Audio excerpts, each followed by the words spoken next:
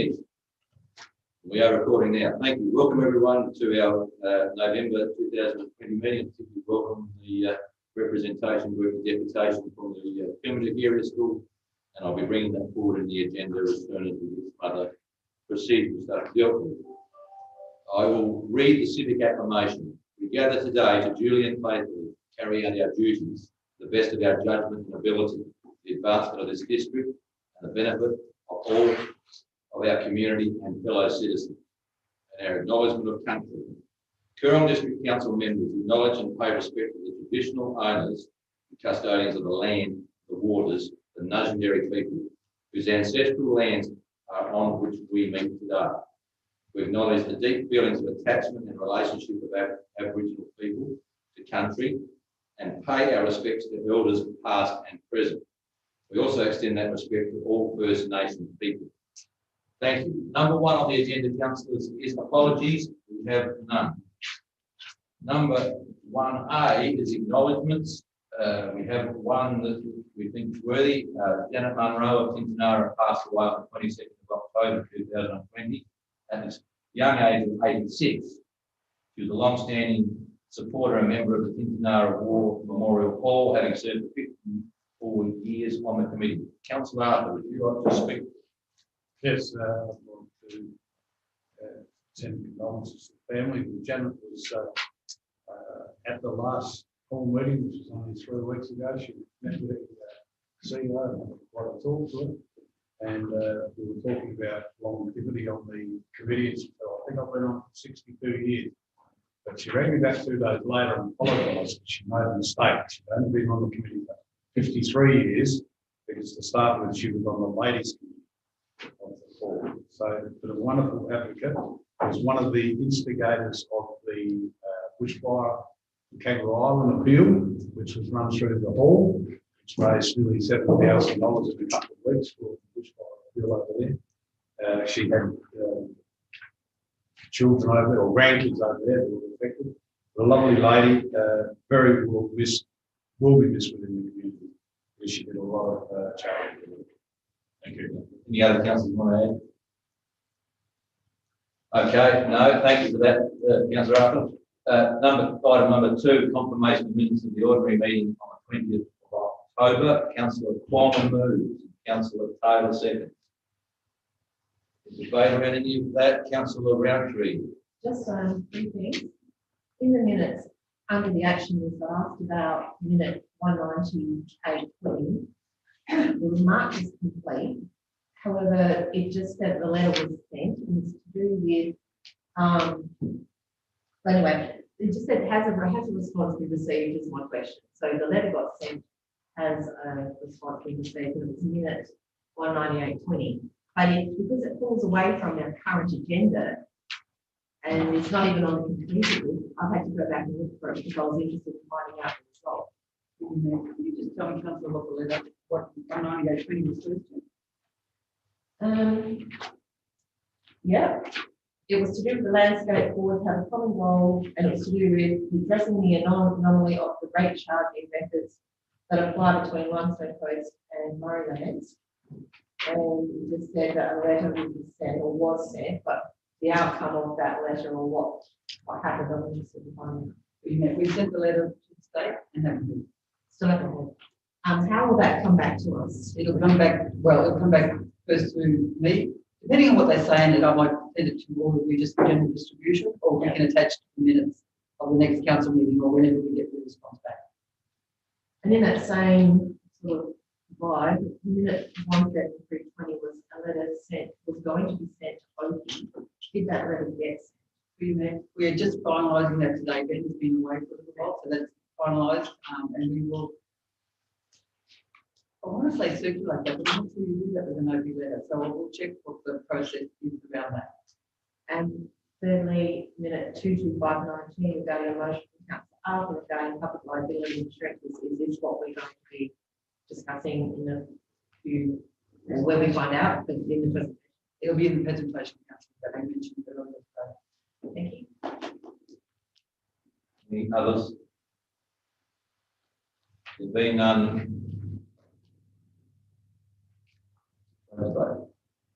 I'll put the motion. All those in favour? Those against, that's carried unanimously. Adjourned business, we have nil. Item 4, term of office, title of principal member and appointment of principal member. So there's 3 separate recommendations which should be taken separately, I believe. We should move them first before we move to election for the benefit of everyone. The term of the presiding member of this council is internally voted on in 2 years, and 2 years since the election is up. So there's recommendations here. Number 1, you move it by Councillor Plowman. Councillor Taylor. So I'll seek a second, but then I'll look for Councillor Roundtree. And your question is? The question is regarding number 3, number of appointments. Yeah. Secret ballot. It wasn't a secret ballot last time. Why is it a secret ballot this time?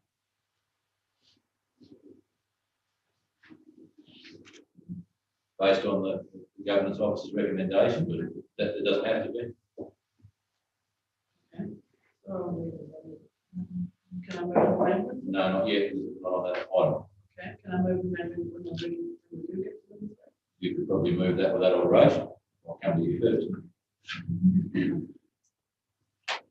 Number 1, I'm on term of office. So the point of that would be it's 2 years. I think. Anyone debate around that subject? You close, thank you. I'll put it, the recommendation as it reads. All those in favour?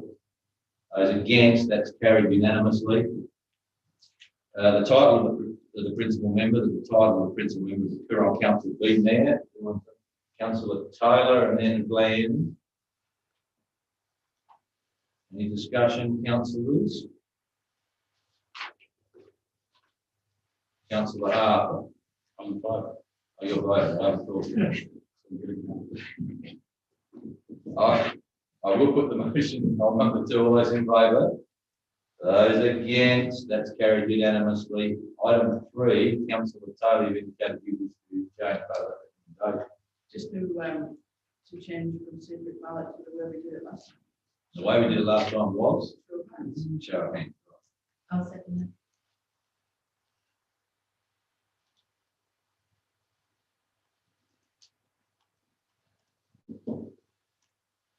Righto. Any debate, Councillor Taylor, you want to lead that or will you resume position? It worked last time, we just don't see about it. It just, and I understand the principle of secret ballot, but, you know, we might as well just do a short round. Okay, so look up to you. Councillors, any debate around this number 3? There being none, close. Put the motion. All those in favour? Those against? It's carried 8-1 with Councillor Ling voting against that process. At this stage, I will vacate the chair. Yeah, it was not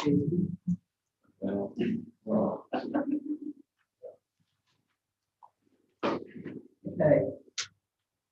So the first part of the proceedings, councillor, is that we have a nomination from the floor for the Councillor Coleman. I'll nominate Councillor Paul Simmons. Councillor, do you accept that nomination? Yeah. Councillor Taylor? Sorry, I didn't know whether it was second or not. I just wanted to make sure you nominated. You accept it? Yes. Yeah, give me time. Do I have a second for that? Thank you, Councillor Taylor. Are there any other nominations from the floor? There being none, congratulations, ma'am. That's the easiest process we've had all day.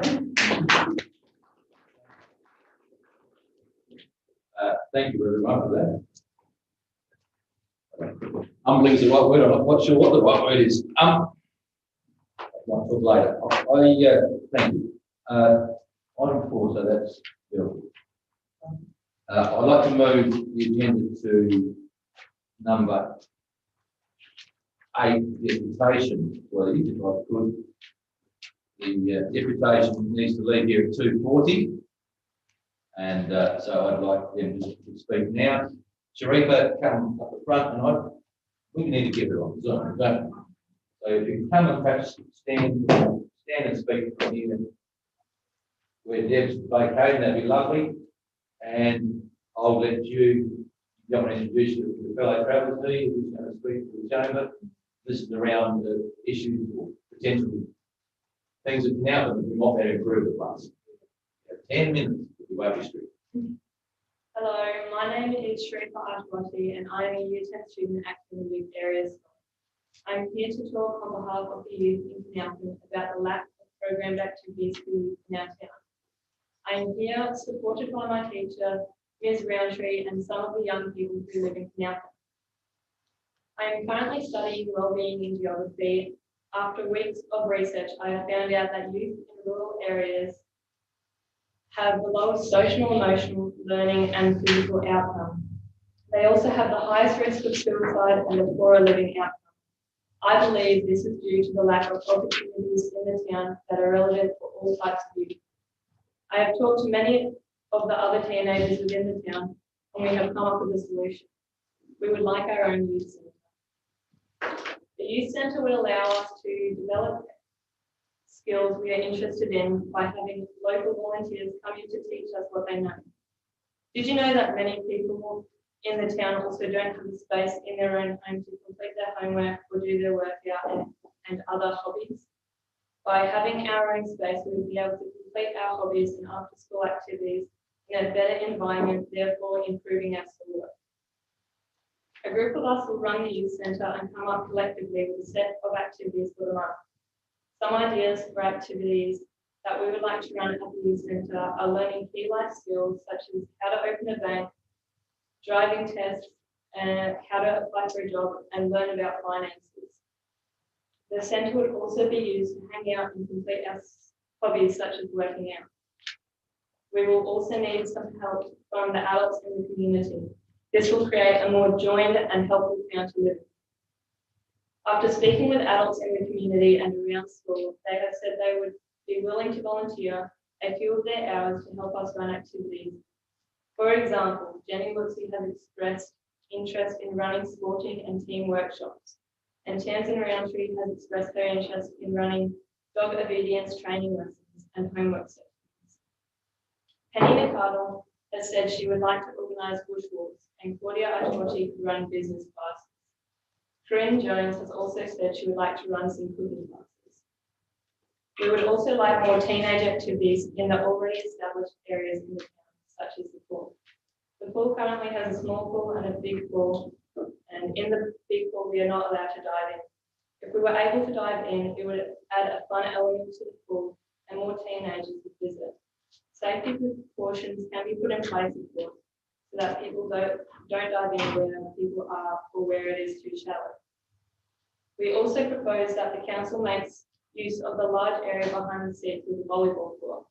This would bring more people to the area and teenagers would have more entertainment during pool opening hours.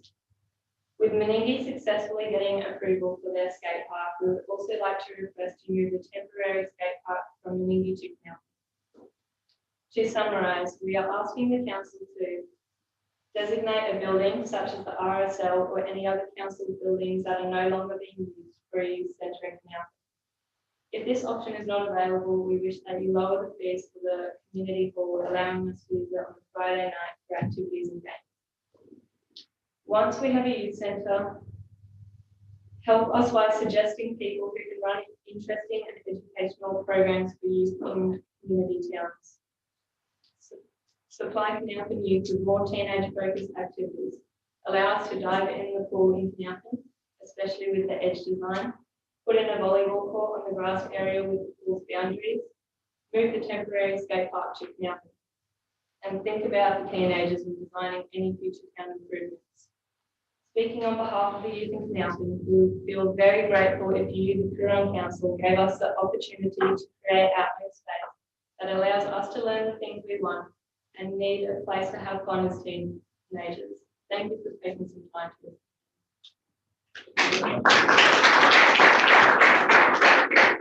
I was very disappointed to hear that we can't dive in the pool. Yeah. What happened to my history of doing bombs? That's all I have. That's look. Have to do all that. Councillors, questions to Reba or anyone else that we've been past answer, we're more than happy to do that. Councillor Bond. Thank you, Mr. Mayor. Just a question, just to make it clear, the RSL building belongs to council. I don't know. So we don't know, we'll check. So that's the same. We just don't know at this stage. Councillor Taylor, then Councillor Hill. Mine was the same as Councillor Bowman. Oh, that's simple. Councillor Hill. Canal Hub, is that not able to be used as a building? They say that they run activities, but there's nothing like put out there, there's no advertisement for it, and there's nothing really like specific for us.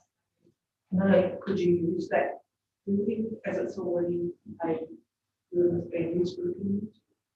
Through Mr. Mayor, I can probably answer a little bit in that the hub is open mostly during the day, because it's at school, not after school hours on Friday nights. Whether they will allow that area to be used on a Friday night is probably a good question. But normally their activities that day run daytime. Councillor Lane. So just following on from the comments from Councillor Hill and Councillor Roundtree in relation to utilising the existing building that's set up in the community, negotiation with them around that. How will you envisage the possibility of having some form of supervision, no matter where it is, whether that's at the hub or the RSL or the board? Do you have some process? Well, volunteers, if we had like programmed activities that, like I listed a few of the people in the community that would be willing to help, I'm sure that they would come and help us watch us for a few hours.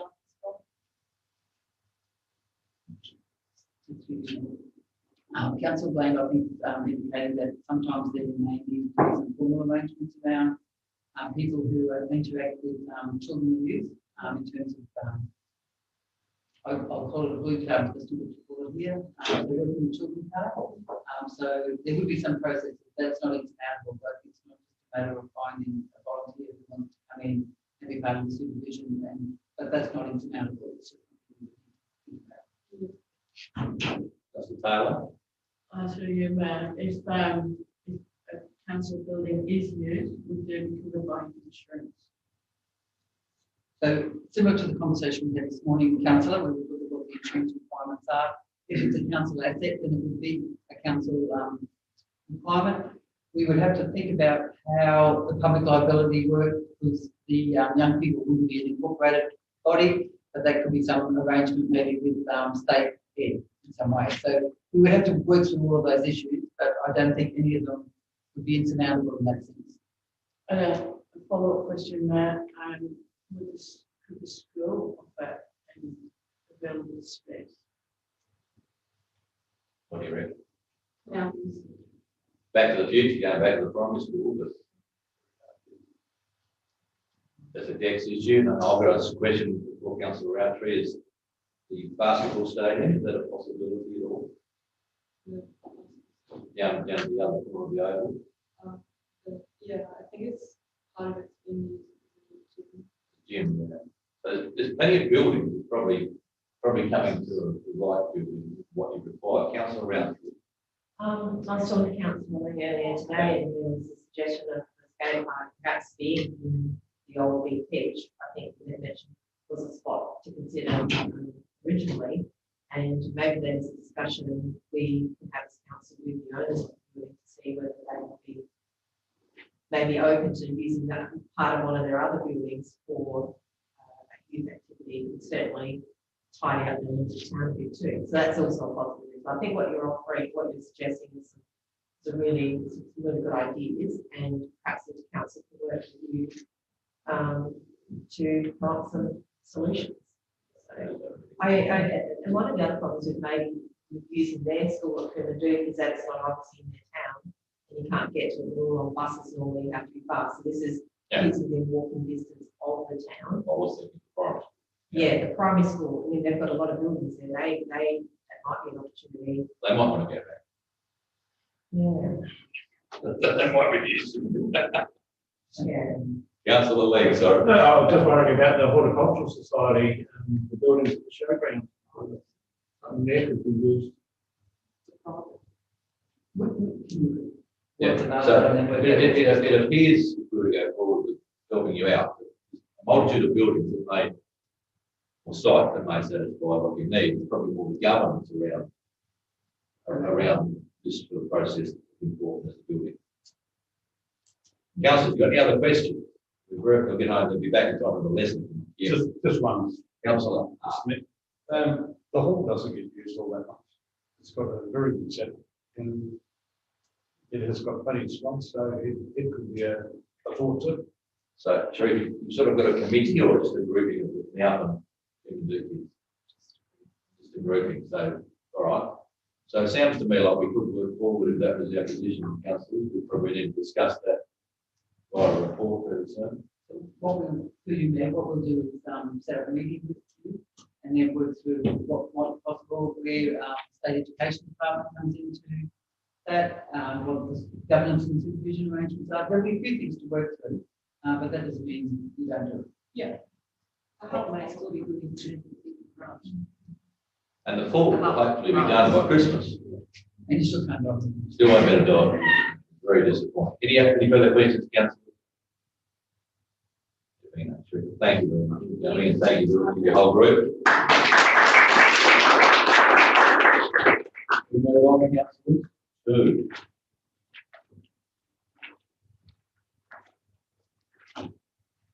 Minute action list item 5, councillors.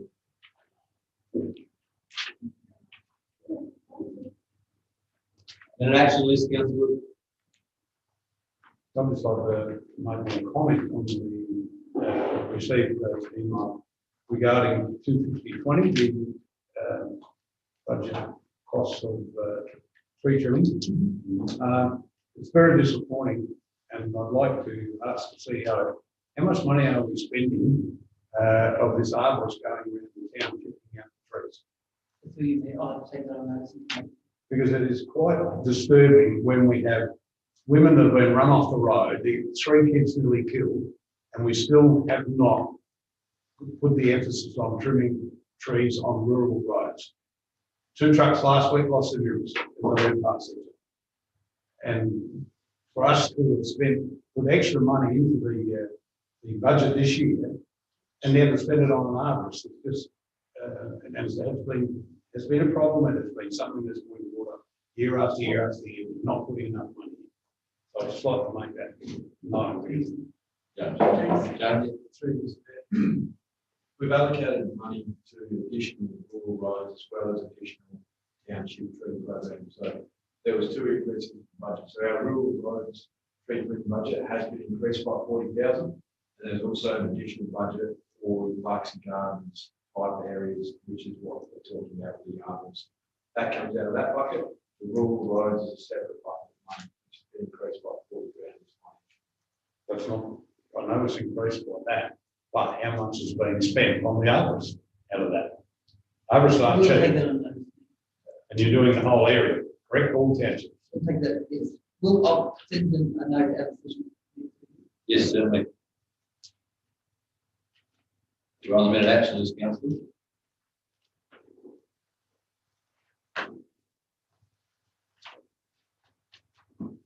If there is no other items in the minute action list, I'll move on.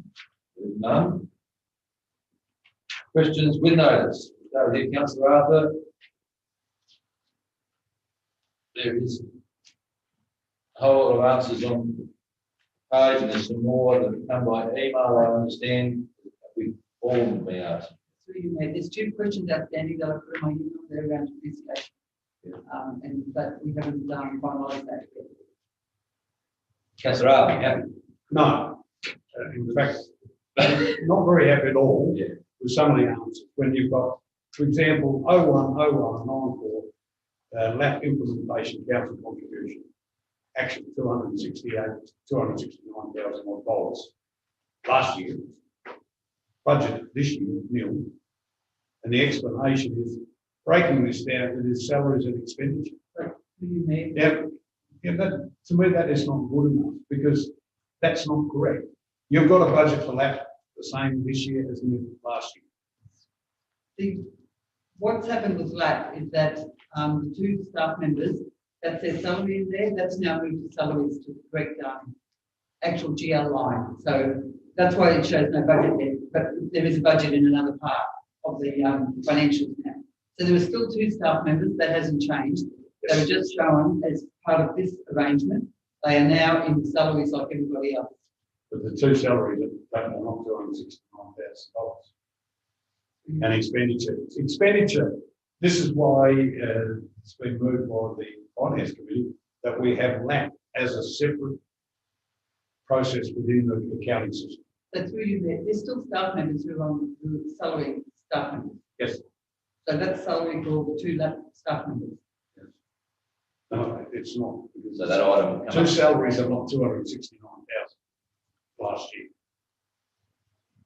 It's about $100,000 more than the two salaries, or $86,000. With on costs and that would be about two people's salaries. Councillor. So in relation to the finance minutes, that will come up later for discussion. Councillor Bland, I heard. Sorry, it's coming up later on the timeline. I just need clarity around looking at two full-time, fully employed staff members now in that, whereas before we had part-time roles on one. So that has obviously changed. So And we have to be supports that. Yes. So there were the two people in LAP were on casual arrangements and had been for about the last 10 or 11 years. I've now converted them to full-time staff because they would still be here. And to be perfectly frank, I didn't think it was fair that somebody's on a casual arrangement for that long period. Oh, and we reduced the cost of those two staff. Sorry. Yeah, I'll go with you, Councillor Bland. Yeah, I've got two others. Yep. Sorry. I thought their wage was dependent on the grants.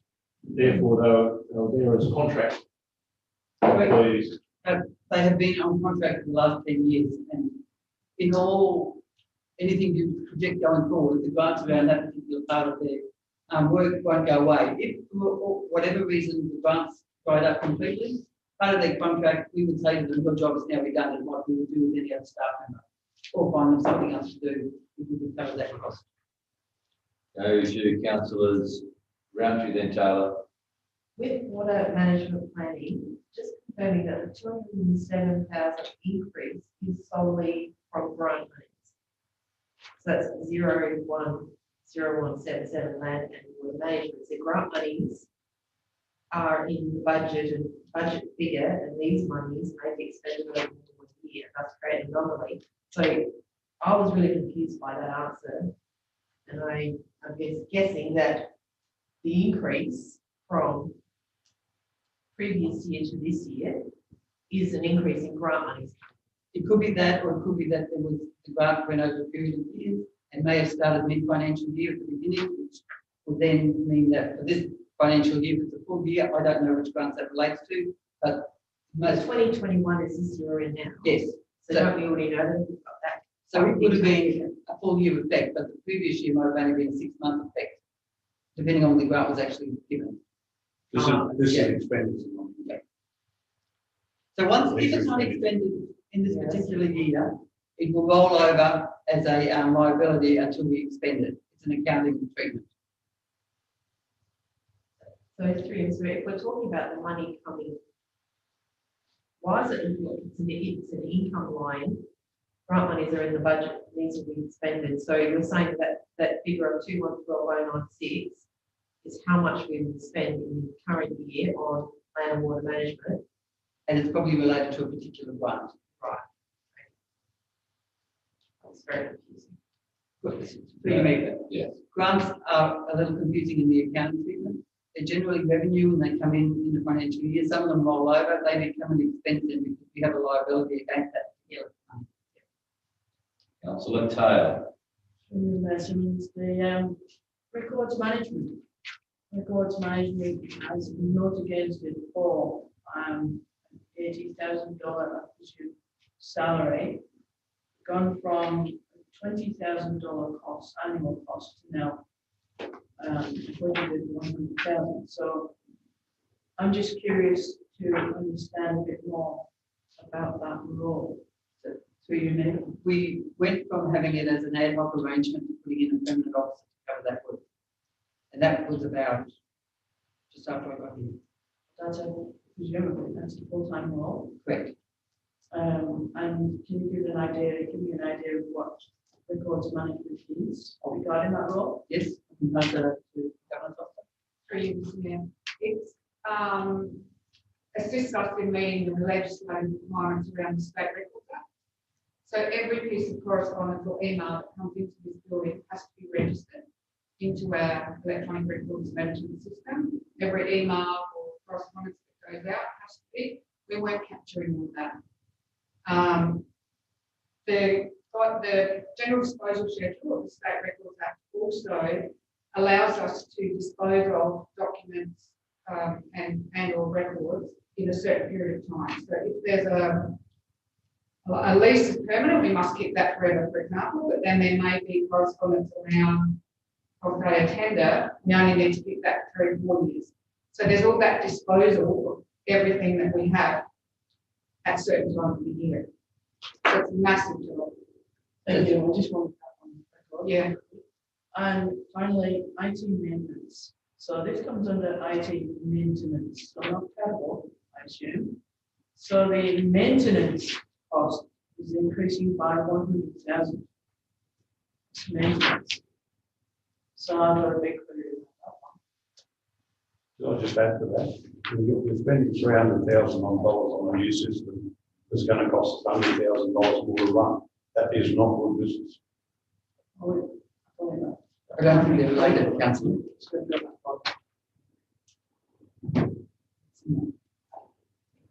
Oh, 010080. I know what it is, Councillor. I just haven't got the paper copy in front of me. It's what I sent to you yesterday, I think. Well, we're looking for that. Councillor Roundtree? Yes, so I probably in a follow-up question to what Councillor Taylor raised, if we have now a full-time dedicated records officer, is that not a role that would, and I'm thinking back to an email we had about not being able to upload credit cards onto the internet, onto the website, is that not something that we could handle in that position rather than, saying it's going to cost $4,000 more to do it? Why could that not be done through that role? So what do you mean? There are 2 different issues. I'll find the answer to the IT one. With the credit card one, it's more about the capability of the SWIFT program itself. We have been talking with LGA, who have provided us only this week with an inelegant solution, but one that we can make work without extra cost to it, and we will be uploading those credit cards as is, really, as PDFs. They won't be in the same format as the ones that are currently there. They'll just be zipped credit cards that'll sit up there, and we'll have some narrative around it so people know what it is rather than how we currently do the one-offs every month. Thank you. Back to our, so what was the other question we're looking for? The IT. The IT. So why we got Yeah, 100,000 extra. Right to the main. Councillor, please go. Can I take that on notice and I'll come back to the end? It might take me a few minutes to find out. Councillor Bland? Go back to 10090 records management game. In that is now a full-time position. I'm assuming that that is a full-time position. That, as I understand it, is factual sentencing. At some point down the track, one would assume also that we will catch up. And therefore, it should be stated in this slide. Of course, there will be a time where we may catch up, but that's not now. Is there a timeline on it? 3 years, and there will always need a records management officer with the legislation around. I'm not just trying to record management, I'm asking the council size, will we always need a full-time? But yes, we will, it's a massive job every day. But that position was, the title is new, but the budget was already there. We just, we had another customer service officer. When that person left, we didn't replace it. We replaced it with the records management. We're just trying to get a bit smarter with the positions. So it wasn't new to budget. The position was already there. It's just fight on something else. When that person left, we then went, you know what, we really need a reclamation officer. So the front desk commercial tree was to be paid a record management officer level. We did increase the budget for solid wages. Mine has gone up to 11.3 from a 2. No, I think she was 3 actually. Councillor Hill, I was asking. It looks like we've got the hand up. No, maybe the other hand. Sorry, it's just very distressing. Councillors, I suppose there's two parts to this. There's some rejigging of positions, and therefore it may appear, to explain things more in a budget line here that we're questioning. We don't see the ones they've taken away or reduced, and the global budget for administration staff remains the same. The second thing is we're going through quite a lot of change in terms of the change to what's called squids. Yes. Sounds like we go fishing to me. Anyway, it's squids. And of course, forthcoming, as we know in our budget, there's a large change in our finances. Sometimes we've got to hang on for the ride. Councillor Roundtree. Just back with the records management thing, I think it would have been helpful for us that had been said in there that this 80,000 increase was not a budget increase at all. It's just shifting of, because then it wouldn't have been a question. No, Like it just is like we've gone from having 20,000 to 100,000. That is a good problem. I'm about to wind this up. You've got the answer to one. Okay, so councillors, yesterday I sent you a spreadsheet that had the IT breakup in it. Basically, there are a few components to it.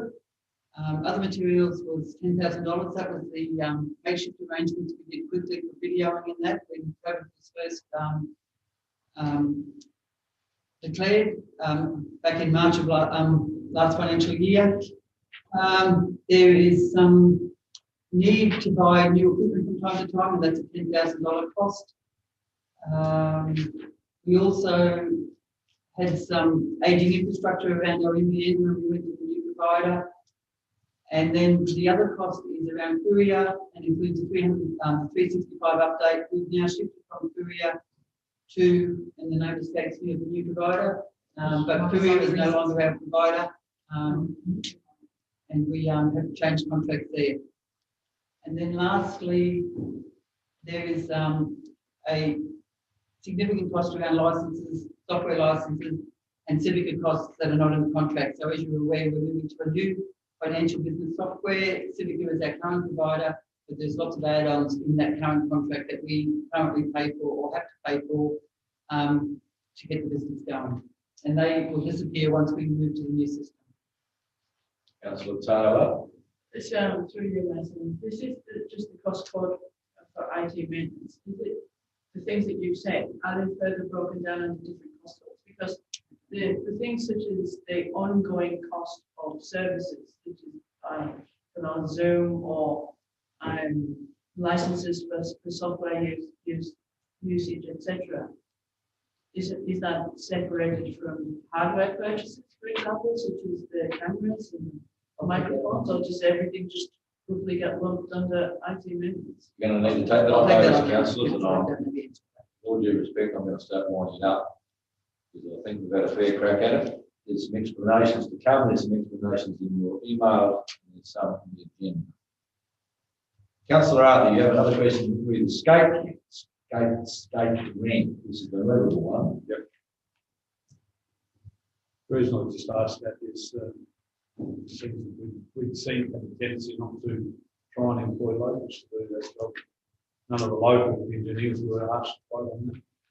So I think the staff should be looking at trying to look after local businesses that pay rates.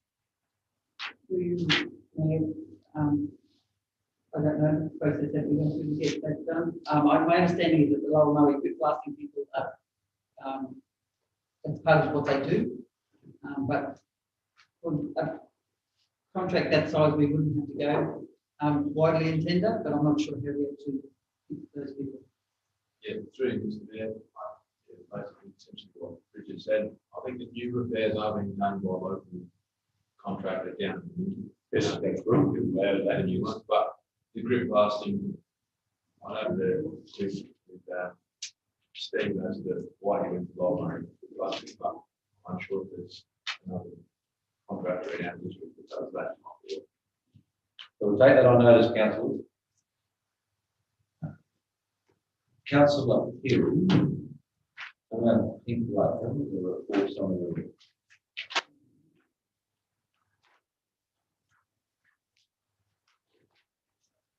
Councillor Hill. Yes, this issue is very brought up at the Progress Association meeting, and we mentioned at the last Progress meeting that the land adjacent to the pit should be sold, and there might be an opportunity to approach that land holder to be more conducive to doing some work for them. So I told them I would bring it to you. Yes, so we could get that information from the Progress Association, and it appeared to me that a discussion with the new landowner would be the first port of call. I don't know if it's our role to do that, or whose role. My own interest. Councillor Bland. In the past, council did take on that role when this land was changed previously, and we had no success. We also took on the role with Tony, also with very good success of trying to get the That's time work, councillor. Sorry. I'm going to time work. So could I suggest that we can find the new landowner's name and get to the CEO might be the first. I think it is the first one, but look on it. First And part. councillor Hill is quite right. Major problem now. Tourism. As well as detrimental to the environment. So I think that's what we'll part forward with that one. That's satisfactory. Councillor Plum, Yeah, thank you, Mr. Mayor. Councillor Bland stole some of my thunder because it's in the response to the Chief Executive Officer, the second paragraph. CEO mentioned, however, officers can approach the new landowner. And I reckon that's got to be the error, and that's the way that goes forward. We'll start that. I think. I'm not sure, and I don't know the new owner is, but I'm guessing that if a landowner didn't have to pay for a fence and it was a significant payment, I'm not sure what the inducement for them would be to build a fence. Don't have people knocking on the door at 2 a.m. to do wheelies and getting involved in the phone. Last us we had Sharon, I think you've had that on the red years, haven't you? I think we can try. I'm happy with Councillor Gillis. Councillor Taylor. Is both sides of the road privately owned in that area? I think so.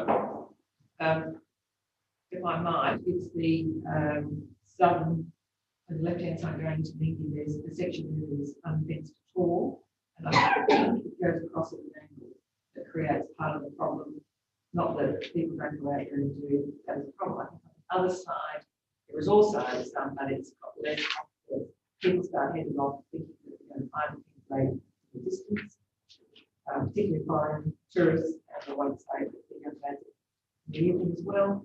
They head off towards the lake, they set up the environment, and also so there is a section that actually across the swampland on the left. Okay, I think we're going to try and if we can get the phone number, the name of the new owner that will be the first step. That's you. That's probably that part. Thank you. We are questions without notice. Councillor Kwong. Thank you, Mr. Mayor. On Sunday, the 1st of November, Parliament Waste Transfer Station was closed due to the late advice of the Chucky the Men's place, and I rang the after hours number, and they said it was an operations issue. Further investigation, council said that they just couldn't get anybody, they rang around. So I'd like to ask the question, what is council's contingency plan, the backup plan, or why don't they have someone on call? Because some of our ratepayers are quite a rate because they load their trailers up and they've got to use the trailer the next day, so they have to go home and load the trailer. Yeah, by the inconvenience, and when they complain about the rates we pay and all the fees and charges that were done, they weren't happy. I could answer, please. You're correct, councillor, and it was very late notice when the staff member wasn't available, and despite our best efforts, we weren't able to find somebody to do that. Having an on-call arrangement, we are now currently discussing that not just for those types of days, but also more generally across council.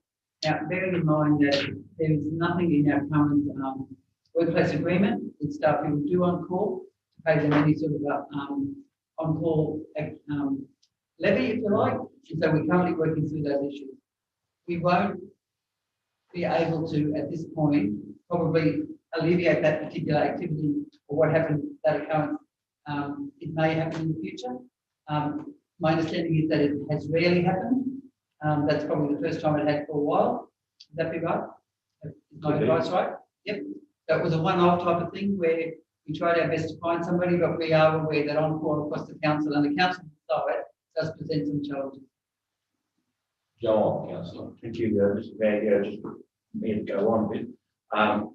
This through the chair to the CEO. You mentioned staff. What about managers? Why can't they? When I say staff, I mean all staff. So We're all staff. could I just add, that I understand that that might be open on 5 that day, but No. But I don't think that's new. last, And to you, Mayor, you could have managers, but the overtime rate would probably not be worth the money in a sense. We'd have to look seriously whether that's a efficient use of council resources. Just want to ask a question to people complaining. councillor Lang. Thank you, Mr. Mayor. Through the chair, I ask administration staff. A couple of months ago, I raised the issue of cash payments being taken at post stations. I'm just wondering how our admin staff have progressed that issue. We did investigate quite a few options for cash payment, so we'll Square, I'll say, Box. Square. Very, very cheap and easy. Yeah, and I have investigated with a couple of other councils that have the same issue. Their response has been that it causes quite a bit of grief in various ways, and they question if it's worth it. So I'm still investigating with my staff on putting a proposal together, a report together for the CEO to then decide what next. But we just didn't want to rush in with things we've heard about. We want to really investigate them and see how other councils are doing it. And what about issuing the receipts? Cash payment being taken with no receipts off it. That was investigated previously, and that was looked at. I had a look at that, and there's no evidence that the cash is being received or not received. Oh, it's one. So through you, Mayor. I've actually paid cash and not received, even when not We received. did investigate. And I know someone else who paid $100 in cash, and again, no receipt. So that's continuing the problem of being investigated and to become a solution for moving gently to the cashless society. Because I would think it would become a problem if people turn up with cash and could not keep off their trailer, someone was there. There's no electricity on most of the site, but we have various limitations, but take on board council what to say. But those little boxes are battery powered. I was amazed when I saw one this week. They're only about 2 inches square, and they operate off the phone. Yeah, well, they'll be able to on a mobile phone. So we wait a further investigation on that. Councillor Taylor in relation to this, I hope. Through you, Mayor, so the recommended service that I would ask that the director would investigate the Square. Yeah. I'm not sure what council was mentioning there. Simple. So the Square system is a small box. It needs charging, but you can do that away from home and access via the phone. And it has the option for immediately sending out a receipt. Yeah. So then you just accept cash just the same, but you have to put it through the system, and the person can stand there and receive that receipt as long as they've got an email. Thank you. Okay. Question put out notice, councillors, we're still on. Councillor Roundtree. I had raised 2, but I'm going to defer them, so I have already sent them out to elected We're going members. to pick up the one motion. I've without got a notice. motion on that later. Motion without notice. The 2 questions, I think, they're not urgent, they're more just for my benefit or others, so they can be deferred to the next meeting.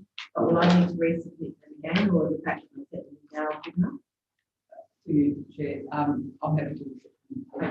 I'll send a answer out of session and then we'll bring that question noted to be on the public record. Okay, so, Thank Just, you. Mr. Mayor, I've just got one question. Will any councillors who are interested be invited to see the next presentation by the next IT provider? Through you, Mayor. As mentioned, I think at a briefing just recently, we only had one other provider, which was Magic. We went and had a look yesterday to that, and discussions with other councillors, and the presentation itself indicates that it's probably not one that we will use.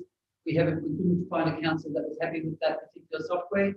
So LGA have now narrowed that down to 2 providers, the ones where the councillors have seen a presentation and the other one, which is our existing one.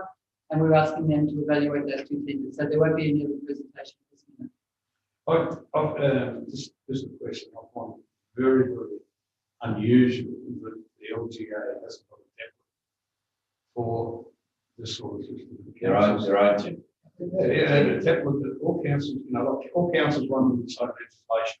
So, So why in the hell wouldn't they have a template that all councils could use? You have to pay for it. Well, We got to pay report on the LGA later. for these other ones. Report on the LGA later. through you, Mayor, that LGA doesn't have a template for evaluating tenders. That's I'm talking about software, the software. standard software. Whatever reason, Seems they've very kept, strange. well, for whatever reason, they've kept clear of that technological involved.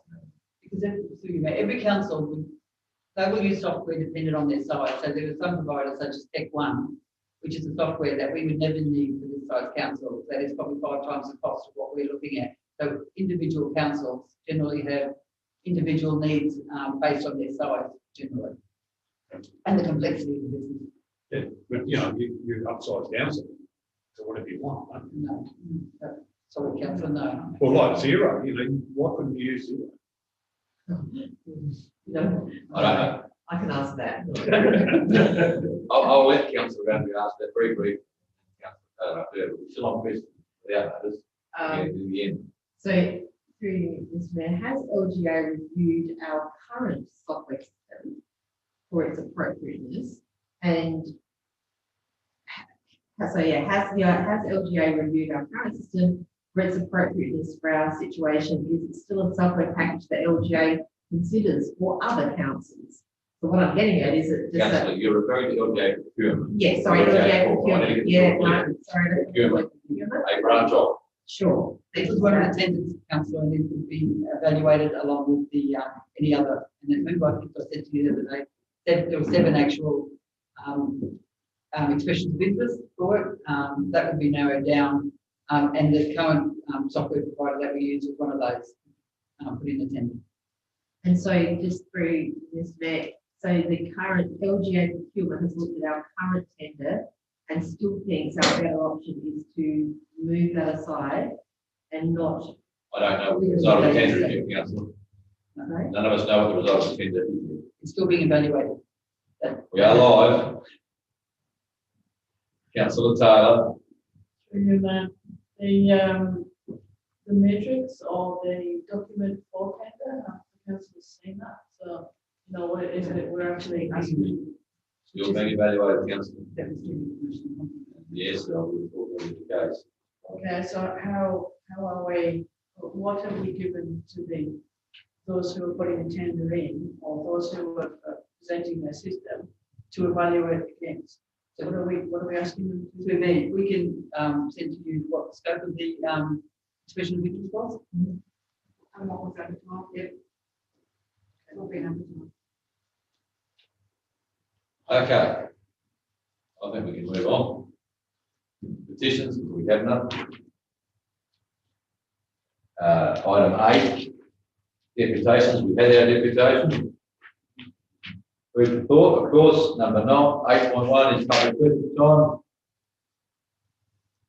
And actually, we have no written ones. Not that we know of. We have none in the floor, so that makes. We move on. Mayor's report, 9.1. Annual general meeting number 29 on our reports. Councillor Taylor, you want to ask me a question, or we want to do something private? Respectfully, Mayor, I'd like you to amend the 11th of November, attendance at the Remembrance Day service. It was co-hosted by the primary school. Very good.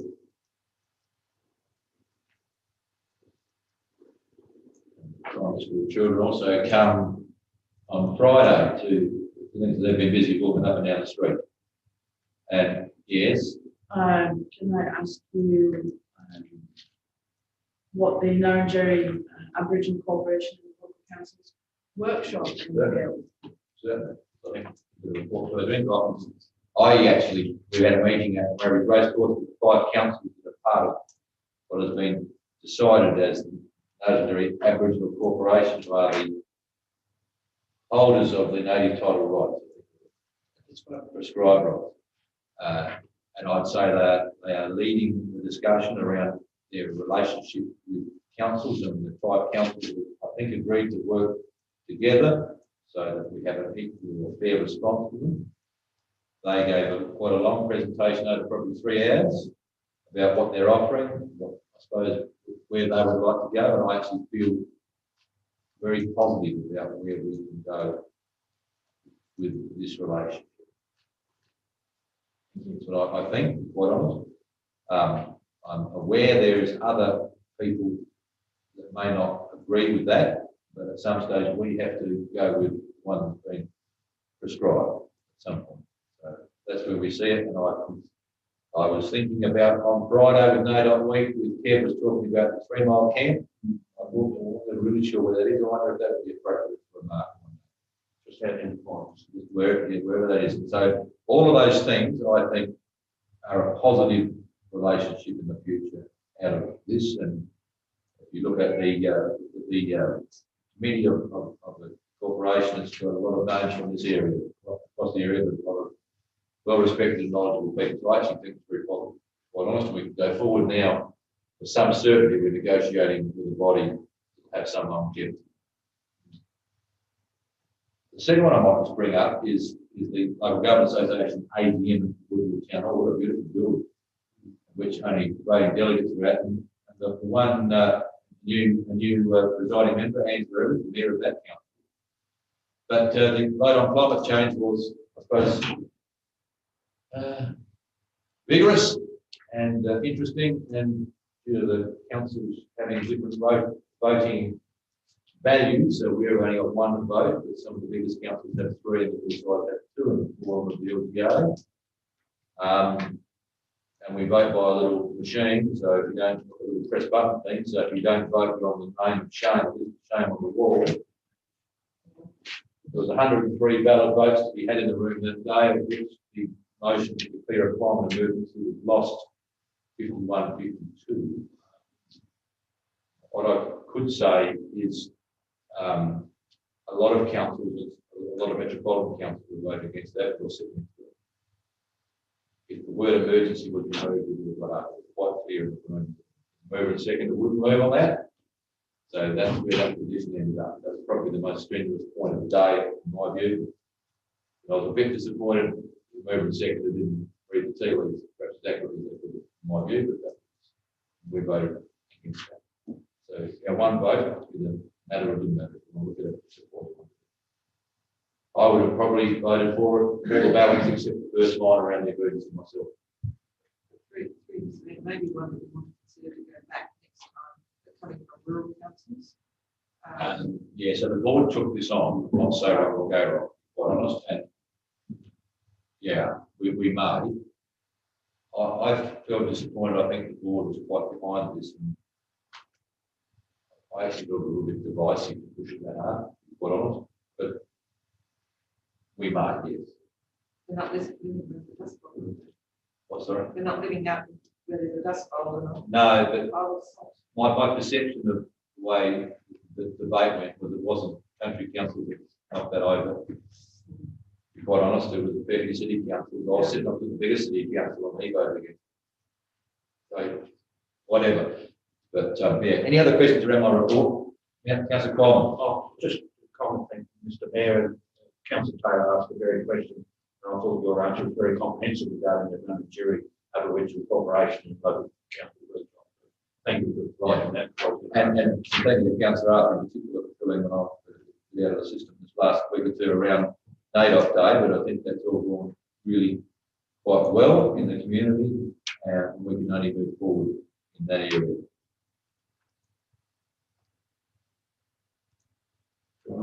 Yes, certainly.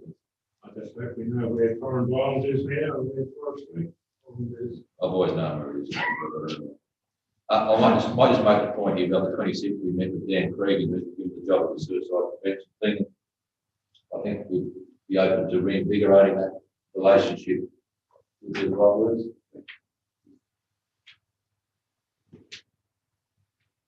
Okay. Councillor Arthur, your report. Nothing further. Any questions? From the audience? The box flat committee still going. We found any goal. This, the box back has just reviewed their plan for, and there is a new plan, which I'll forward to council before the member of the parliament or whatever the president for the wild dog control for the whole of the state. And also one of the key components of it. And with the new president, who's very enthusiastic, she's also headed the wild dog committee for South Australia. So we haven't been forgotten in the big dog fence. We will be up for $1,700 again this year, but probably not, unless we have more dog attacks, we won't get away with that.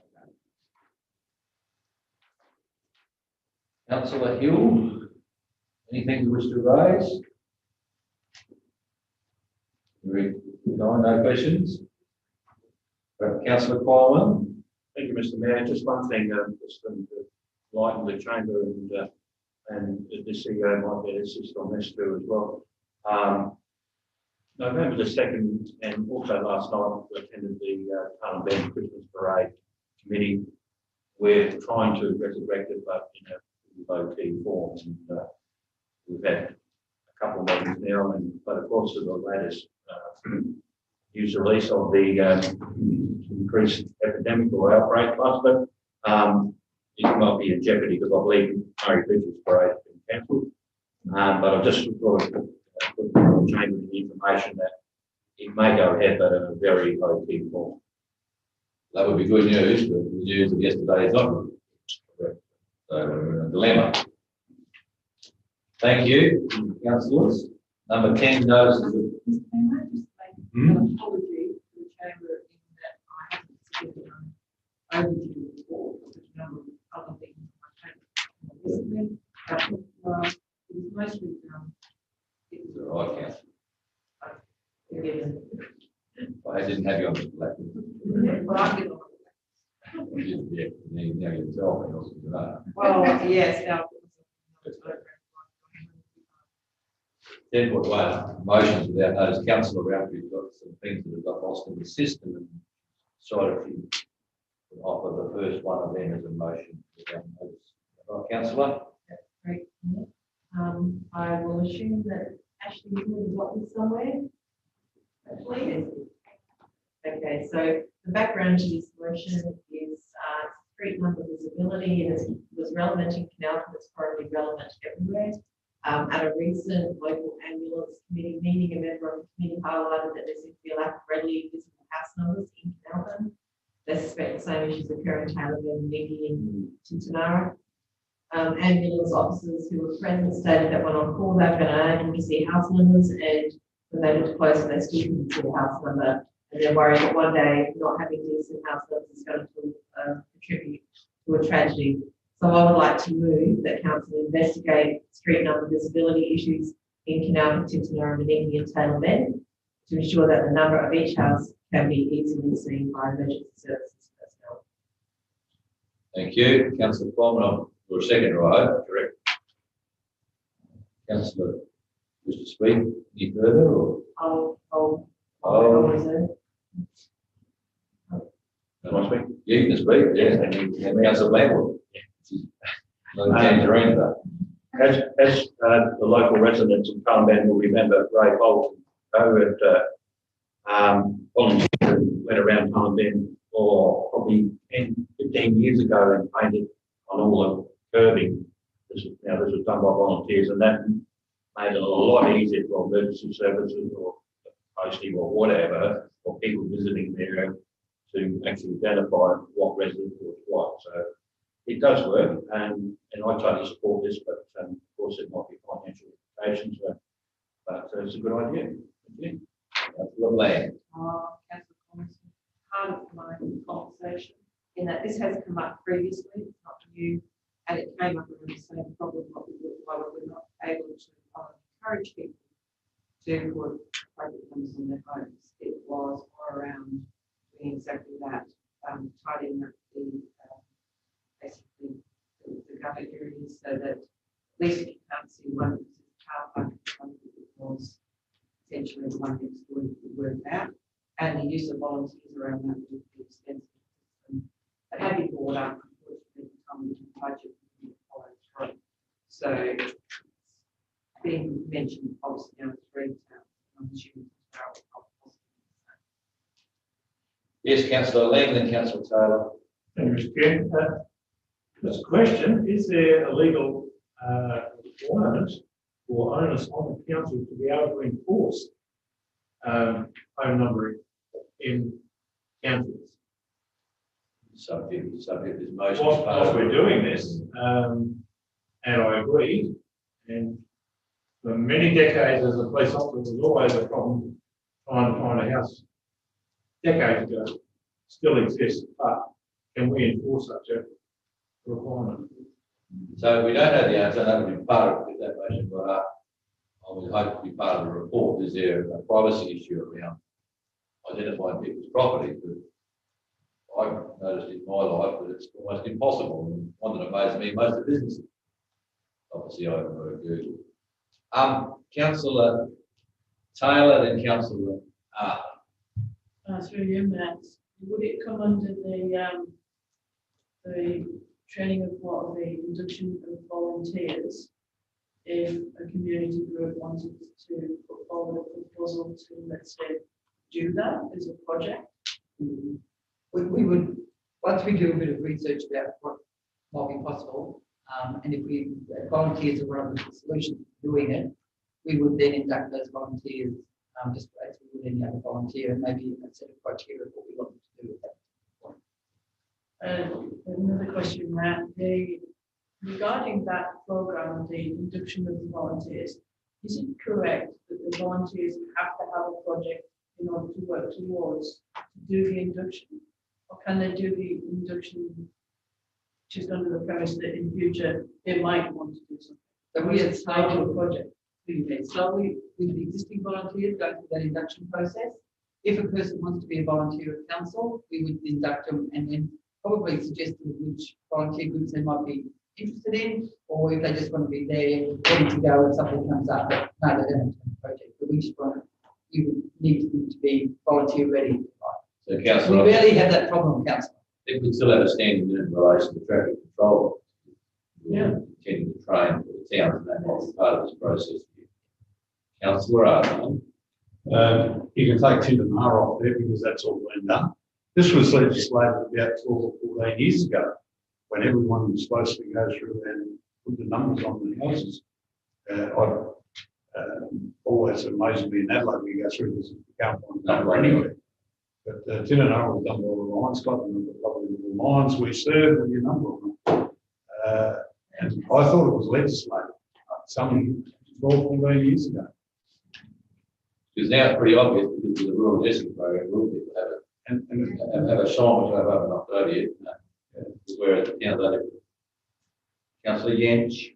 Yeah, the legislative aspect of that rural addressing thing, you are correct. But there was, in my recollection, there was no legislation for homes. It was done in tandem then by the, not the ones, sorry, roasted. A community group that was the neighbourhood watch type thing. Yeah. And I believe council they provide the material to do the job. And obviously the training that type of thing. But it wasn't legislated, it was something that neighbourhood watch took on very vigorously in town. If I'm correct me if I'm wrong, but I think it came in the same time where rural properties were given numbers 10236 as well, so far from the postcodes in the county. All right. There's a motion there. Is there any further debate on the motion? Councillor Roundtree? I'm happy to close the debate. As Do you want to so maybe just intentionality, and then I'm happy to close the debate. Thank you. Okay, councillors, you're aware of that discussion. Put the motion. All those in favour? Those against? That's carried unanimously. I'm still on motion without notice. Is there any others? Councillor Yen? Thank you, Mr. Mayor. I know it comes up in infrastructure, the high risk intersection review. On discussions prior to this meeting, the street North Terrace / Granite Road intersection in Taylor Bend did not make that review. And I believe there is a degree of urgency that potentially we should be discussing this with the Highways Department, because I have witnessed when a train is going through or stops at the crossing here. Currently, now we're at the start of harvest, trucks, cars are all mixed together, back out to the highway, and they are banking up in each direction. The problem, that's a big enough problem with its own when trains are slow. You add holidays and you add a motorsport park event day, and we will have something fairly critical. I believe the reason it probably missed out on this review was due to the fact that it's not a 12-month year risk. It really is only from this month through to the end of February, because it's harvest season. So I am therefore moving that we approach highways or DIPTI in regards to the safety of that intersection, because monitoring needs to occur now, not in 3 months' time. It's not going to fix it overnight, but the slip lane aspect probably needs to be extended in both directions on the freeway. North Terrace is actually pronounced right. Yeah. Many people know that there are. Yeah. Sorry. Probably unfair to ask you, James. And if you notice further, councillors, we need to submit our comments around that high risk intersections on the suspect of this one urgently. Have we got a criteria why some intersections were included and a lot of very obvious ones were? Yeah, the simple answer is I don't. There is a criteria. I wasn't involved in the process prior to the last few weeks, so I'm not aware of it off the top of my head, but I can certainly find it. So if we find why certain roads in this district were included and some were not, be agreed with, because Councillor Hinton said, I don't think it was, or it comes to every one of them. While we have 20 or so, I've identified about 70 in this council area. There's some quite glaring errors in the report, in my view, of road importance, and one change that gave up quite bizarre, putting it into the residential street, not for the trucks go. But we need to know why they put ones in or out. It's quite obvious, because, but unfortunately, before your time, James, it's before my time on this council, the present time, I can tell you that this process has been running. It would be fair to say that this intersection project is probably different to this particular intersection, this motion. So I'll perhaps raise the rest of that later. Have I got a second from that? Councillor Kwong, thank you, around this, probably the busiest intersection in this council area. Yeah. Councillor Taylor. Question. Another high risk intersection is off the Menengi Road into Classical State Road. So it might seem quite a quiet intersection. However, it's an extremely busy intersection. And what happens is, because it's a straight road and you don't see the signage on the left-hand side to say there's a right-hand turning, a number of times I personally have nearly been hit by an overtaking car who's coming from Taylor Bend and hasn't seen that there is an intersection on that corner.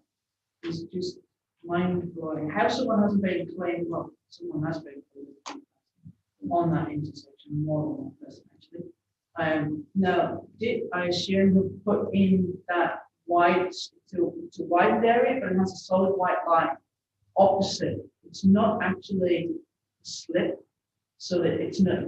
What it's used for is people traveling too fast who see the person in front is about to turn right, and they've sort of swerved left to avoid hitting that person. But that's not what it's designed for. And I'm not sure it is probably not of the same importance as this intersection. But how do we get, as has already been stated, a wider review of those intersections which require local knowledge in order to assess the dangers? Very good question, councillor. Indeed, Department of Infrastructure and Transport is a reasonably interesting department to negotiate with. We've got 3 principal rural highways in our area. Most of them have no protect right-hand turn, and don't give it a word for them. I see some horrifying things at Pennawell Road for the distance. It was not the only road. On the Princess Highway, there was 4 roads removed. Included in the report, they were Crosby Road. I don't know why. Bailey Road near Councillor Hill's residence, Bowman Street or Yarrandale Road, which involved actually a bit of a rejig, which was an interesting rejig, and the Woodwell Road. So the last 3 of them, they're actually all important freedom roads in my view. Some of the other highways had some very interesting, important and very non-important roads. So I'd urge you to read the report and put your comment in. Your second point, though, is how do we get the department to discuss safety of us living in this area in relation to that highway? Very interesting. The last point I might make is we probably need to consider, the council in the next few months, building better regions, whether this project would qualify for that. I haven't been told no yet. We don't, because it appears that the other processes following the high-risk intersection just fell out of the process. We may also meet with the CEO of DIP. Did one day. I spoke to the minister a couple of weeks ago. I spoke to federal right. It's exceedingly obvious to me that the safety of people in this area is compromised by the fact that the people travelling along the 3 highways are only travelling along and don't think about an indicator. Councillor Mr. Mayor, just in the report, it probably does point out that the roads here, there's 9 of them, have been declared the regional key freight routes. So they're only looking at major key freight routes. So that one probably wouldn't get up because it's not declared a major key route. And also Venice, and it's on page 282, if you'd like to read it. It's a project summary, and it actually gives you the 9 roads that they have considered regional key freight routes. The high-risk intersection project doesn't match. That is what they have, yes. Yeah, but it doesn't match. Councillor Kwong. Thank you, Mr. Mayor. I second this motion because of the report what Councillor Jens said. Because I'm well aware, and I don't know if the chamber is, that Viterra have made Tunnel Bend like a super huge receivable site, and the stories of maybe Kunberg and Penroof, truck then, of course, increasing traffic with the closure of the railway lines, and it's been bedlam out there because I just live at Railway Terrace. And, I think this is a good motion that we might dictate the problem. Okay. Councillor Taylor, and then we'll hear the Do we need clarification around that Granite Road? Yes, Mr. Mayor, the location. Granite Road, Princess Highway, Princess Highway, please. That's the clarification for Councillor Junction over here. You see from the front bar on the other side. If I might, in support of Councillor Taylor's comments, I think probably the issue for us with it is that they're not recognising major tourism. And now, as a COVID, it's staying back, we need to take that again. Through taking up the highway at the moment is busy and unsafe. And I certainly might not be turning on that road, but certainly for someone who is lots of times, and there are some major problems.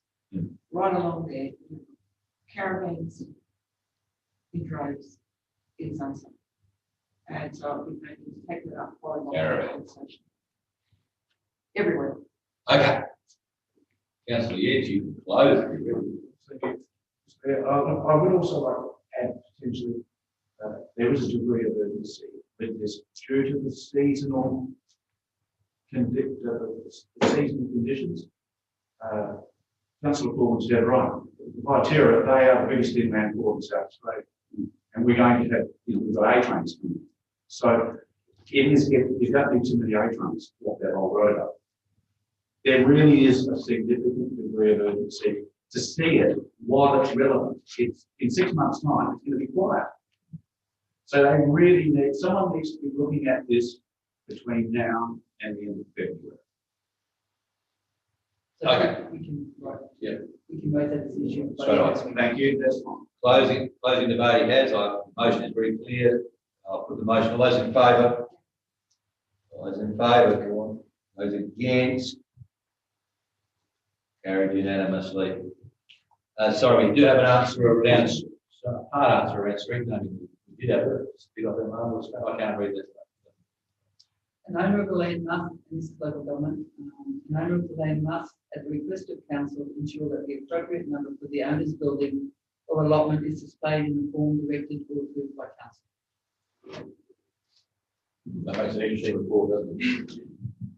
So for clarification through there, so we, the council can instruct the homeowner to make sure they sign rather than us. So if you take that literally, we could say to homeowners, your number has to be visible from 10 metres, 5 metres, it needs to be reflected. So by the sounds of it, we can describe what the approved approach of council is, and then they need to comply with that.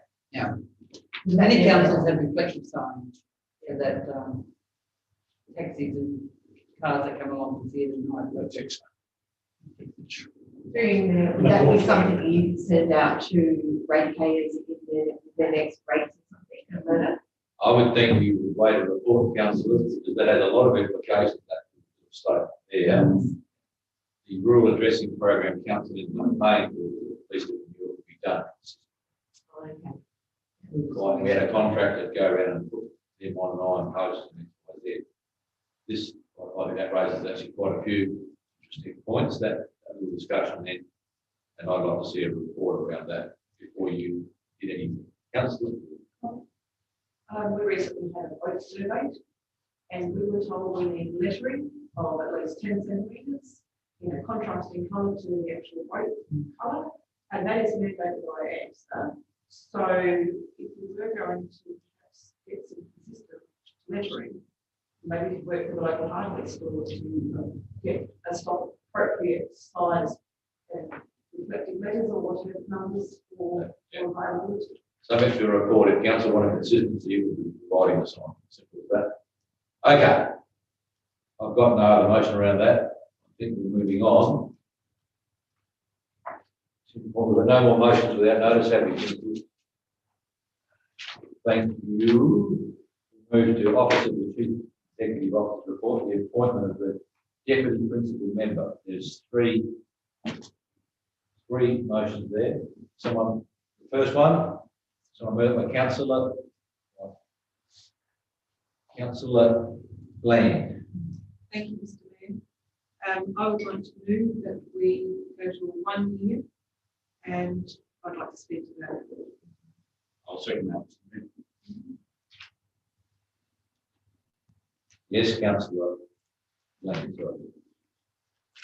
Having been now on council for a number of years, where I've seen 4 and 2 years, and watch people go through them, I think it is probably time to move for the potential of some succession planning. I think this allows for at least in this term 2 existing councillors to gain skills both in and experience, the opportunity to support the mayor, but also to gain experience in chairing things. They may or may not then choose to put their hand up in the future for mayor, but it will assist in the long-term issue. It also gives an opportunity to network and research issues for both the mayor and the councillors in the chamber. So I think that the opportunity to go to a 1 year is something that we can trial in the next 2 years. And under council members. Okay, councillor Lynch. Yes, Mr. Mayor, in seconding that, I concur. A number of councils do this, and the only one that really comes to mind is Alexandrina. They rotate them yearly. And yes, it's all about succession planning. It's about giving people an understanding of whether they want to move further through the system or not. Some people do it for 1 year and more than happy to have done that, and they step away from taking on further responsibility. But 1 year is very beneficial. Anyone else entering this debate?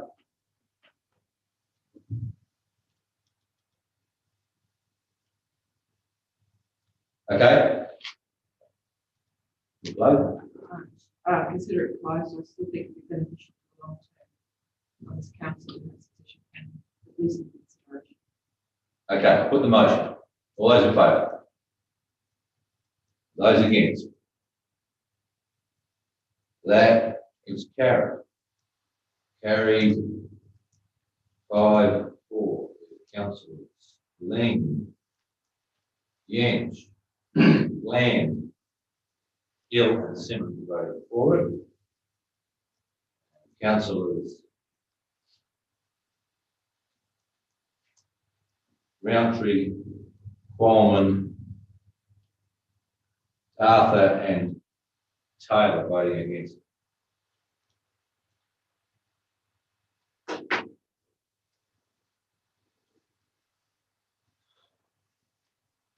Item number 2, the title of a deputy principal member. Councillor Taylor, you moving that way as it is. Thank you. Councillor Hill, you second it. Thank you. Any discussion?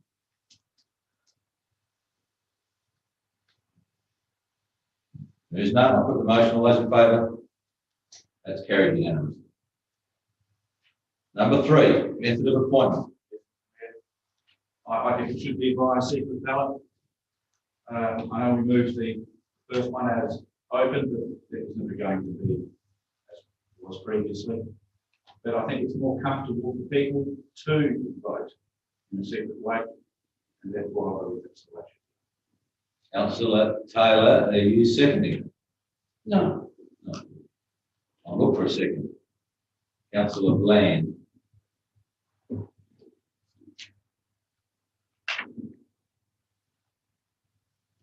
Councillor Bland, do you want to speak further to that?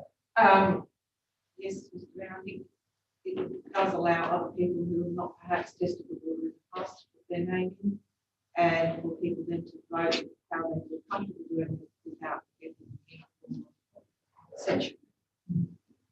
Okay, Councillor Roundtree. Can I move an amendment to that? Yes, you can. So I would like to. Well, it depends. If you can, have a go. I would like to move that number 5, instead of being a secret ballot, is a show of hands that is consistent with the first vote. Question, Mr. Mayor, is that not significantly changing? It does. It's the opposite of the motion.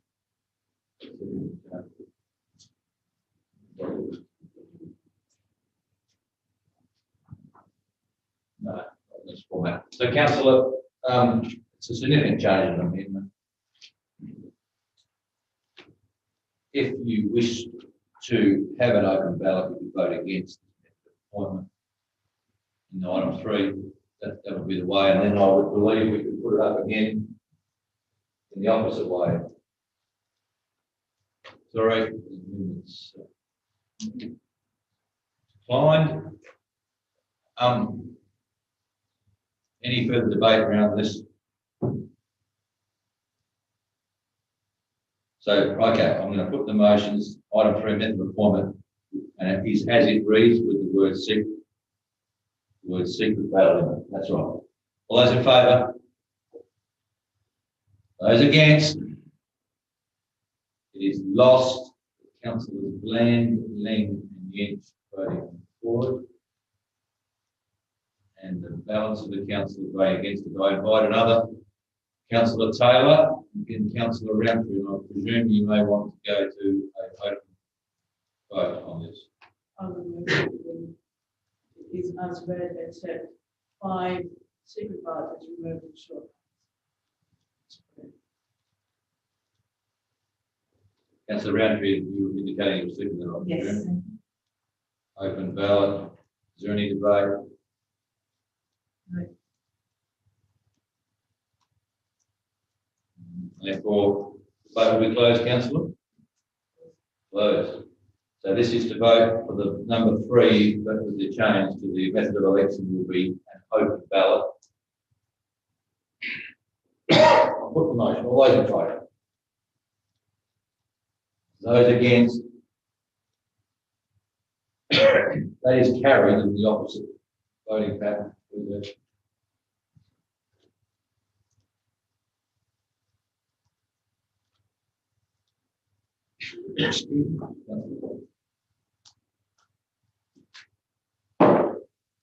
Okay.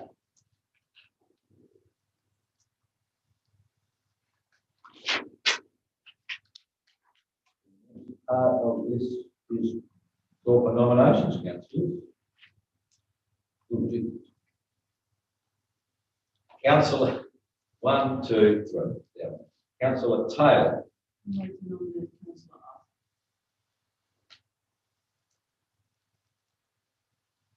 Councillor Coleman is the next one. I'm going to ask for the nominations first. Councillor. Councillor Land.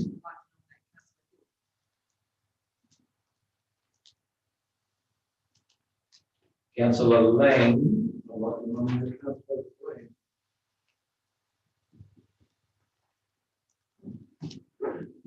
Randy.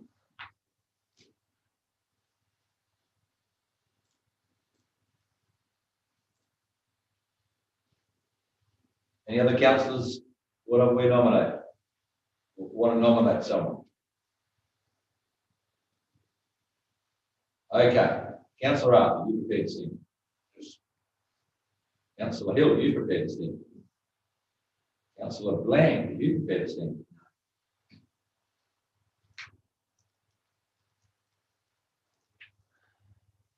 We have an election councillor. Now,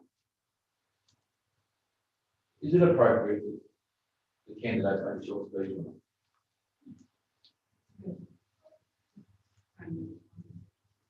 Councillors, is that what you'd like to hear? I'm looking at the 2 candidates too. Are they prepared to make a 2-minute? Don't have to stop off, please. Since you're the first councillor out to be nominated, I'm going to ask you to make a short speech. Stand if you wish. Oh, no, I know.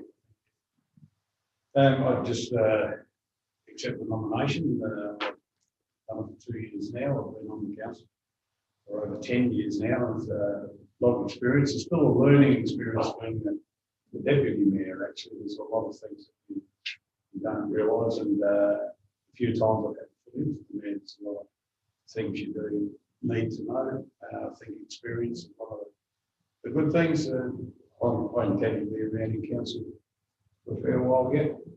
Might be what considered as a bit old, I suppose, by some of the things, but I do work very hard for our ratepayers, and I put the ratepayers first.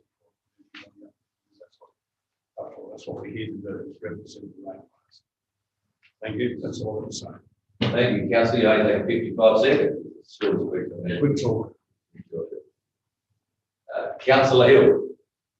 Thank you.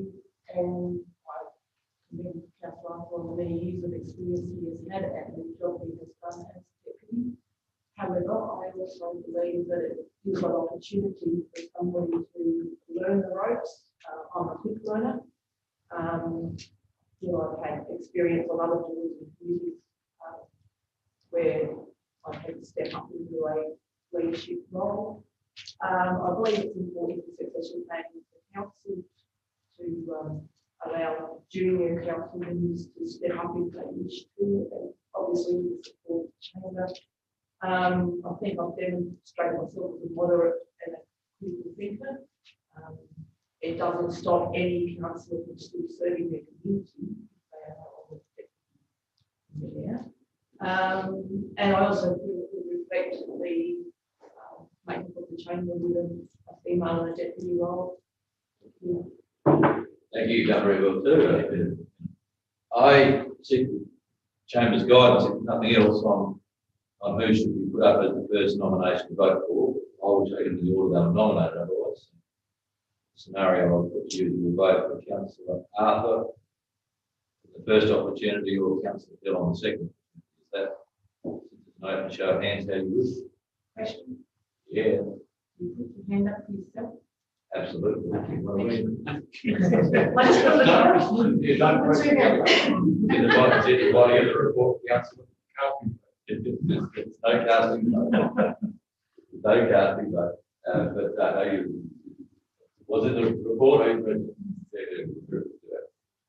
Councillor, so I'm going to ask you to vote for either Councillor Arthur or Councillor Hill. I'm going to ask you to vote for Councillor Arthur first. Councillor Arthur, who's in favour? And for Councillor Hill, who's in favour?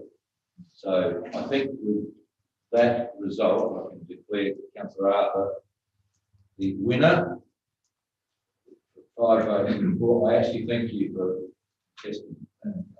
It's not easy to do, and I know it's a challenge, but I'll just publicly thank Councillor Arthur right now, regardless, because the last week in particular has been quite hard for me. And he's doing very well.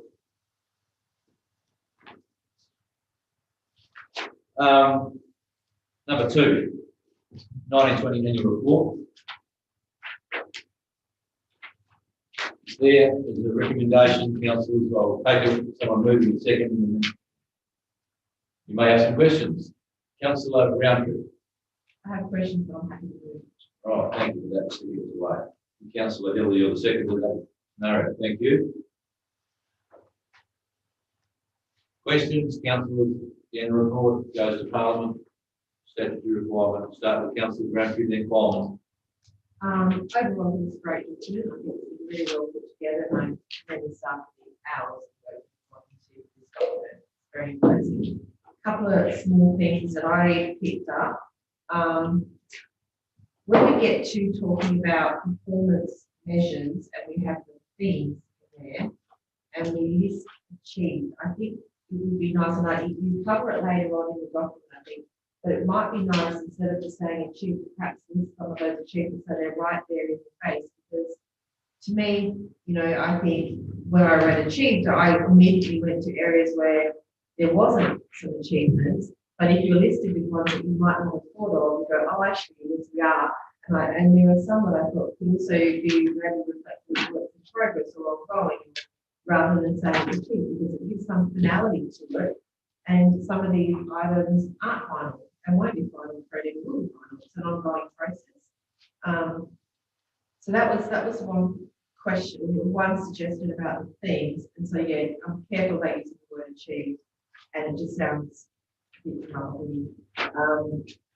For instance, when we talk about improved waste management and achieve, to possibly list how we achieve that. And footpaths, maintain footpaths, and that has been a sore point. And many people say, hang on a minute, that's not achieved, we haven't got a footpath.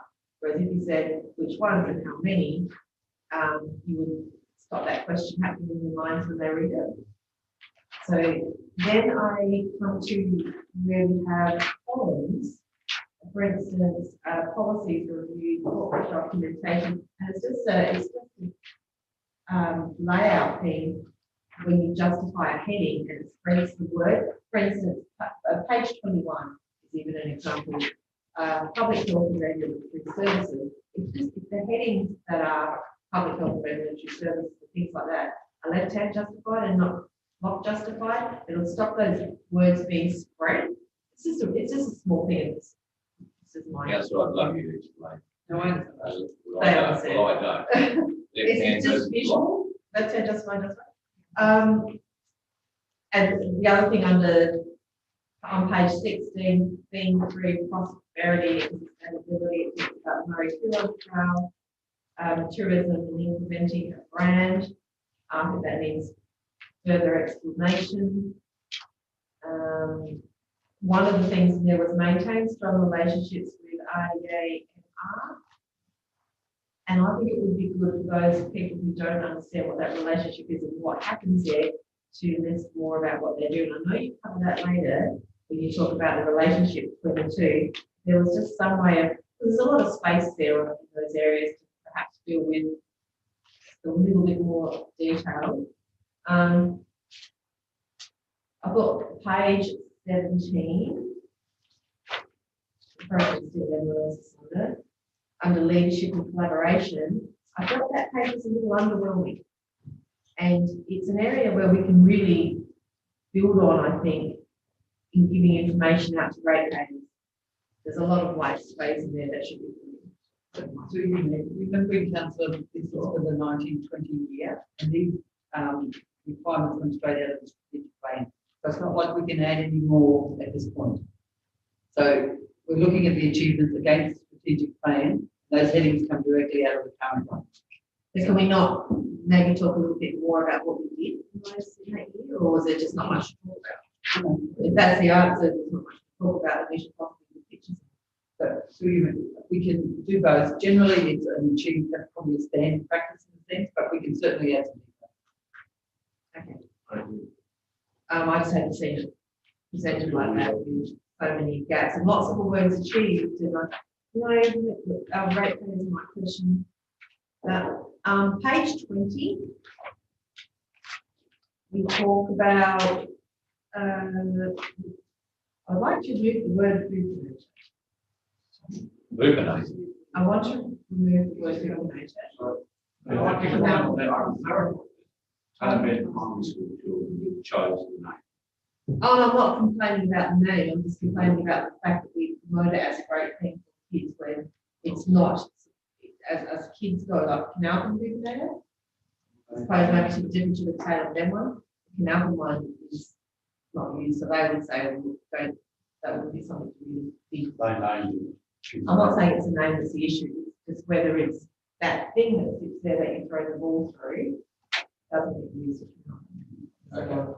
Whether that's a positive thing or, and page 29, this will be my last one, page 29. When we talk about employees, where it says 62 employees, 49 full-time equivalent, I think that needs to be explained a little bit better to say perhaps 62 employees in full-time and part-time roles, which equals 49 full-time equivalent. Is that what the lot of them don't understand what that means? And they may add the two together and decide there's 100 employees. Yes, we fish, but so I think we say there's 62 employees that work on a full-time and casual basis, which is equivalent to 49 positions or something like that to make that clear. And that was all I had. Thank you.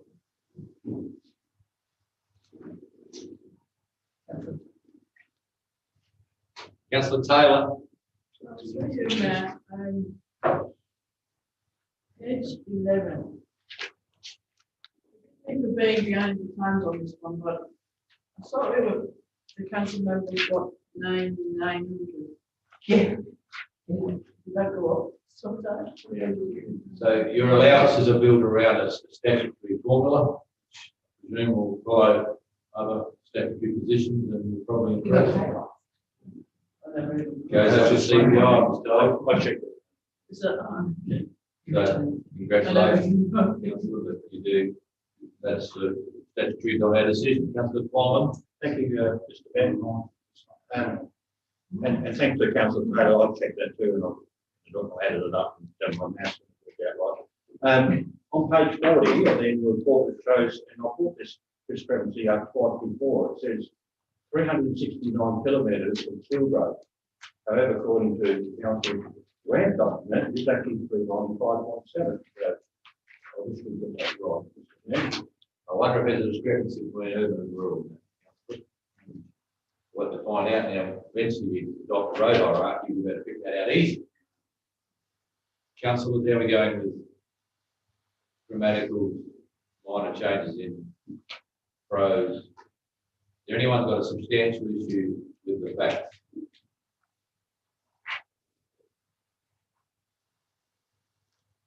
It's a great one. Councillor Lee. Thank you.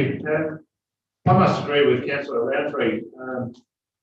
this is a glossy, feel-good document. It doesn't really say much. How have we improved waste management, for example, on page 15? Public spaces. Can we elaborate on the monitoring regime? What does that mean? People are just going to read that and say, yeah, means nothing. This is Think of a their own paper. Councillor, this is a fairly standard layout for an annual report. I don't share your enthusiasm that people will read it that much, but we will certainly go back and look, and I think the layout, when you say that it's space on the side, we can elaborate there to make it more instructive. I think we can spell for people what we've done, what we've achieved. What doesn't, we've achieved. So yeah, rather than just headings, examples, because then you've got that to fall back on. Anyone who says you haven't done it, they've done 10 things, it's how you improve your play areas, your spaces, or whatever. Points taken. Any other councillor?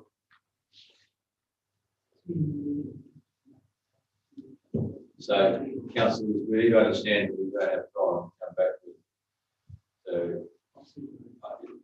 the CEO will circulate, I think the council adopts the annual report, I don't think there's been nothing factually changed for you, right? About enhancements. So I think we're happy with that. Just in saying that the factually changed bits are the examples that we look at. So if we have, They don't change the fact that we've already outlined. They just add to it. okay, So my point is, we have statutory requirement at the end of the month. all right. That's why I'm seeing if anyone would want to take a special meeting, they're welcome to do. What we'll do next year, councillor, is that we will circulate this out of session so you get to see it before we get to the critical point of the process, so that you have an opportunity to make comments, and then we can, in our draft, ensure that we reflect your comments before we get to this point. Okay. Everyone else happy with where we are with that one? Councillors Roundtree and Philip seconded it. Closing debate. Councillors? Through Mr. Mayor, are we able just to make the motion, council adopts the 1920 annual report with, as amended or something, or announcements or something to say we can. Oh, I'd love to put it Well, I'm happy that, with enhancements or in addition. That's what just so it knows it's reflected we've had a conversation. Otherwise, it looks like we've just accepted. okay, you're the mover, so if you Well, want I'd that, like to add that. right, I'm looking at second. She's happy with that too, so we'll just put that. Is there any further debate around this? Councillors? There being none, you close. Honest. I will put the motion with that minor, with the words with additions. All those in favour? Those against, that's carried unanimously. Councillors, I think it would be wise to have a 10-minute break. John Conway has arrived, and probably will advise in a minute. And so we'll come back at 4 o'clock and we'll be moving into confidence initially to receive the report. Thank you.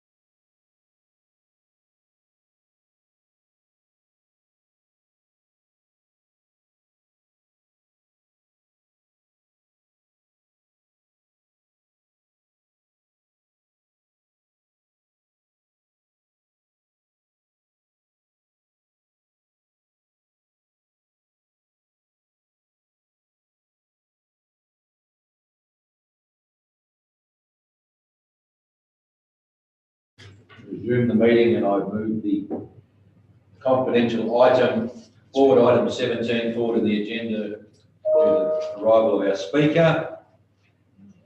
Number 17, number 1 is the independent assessment of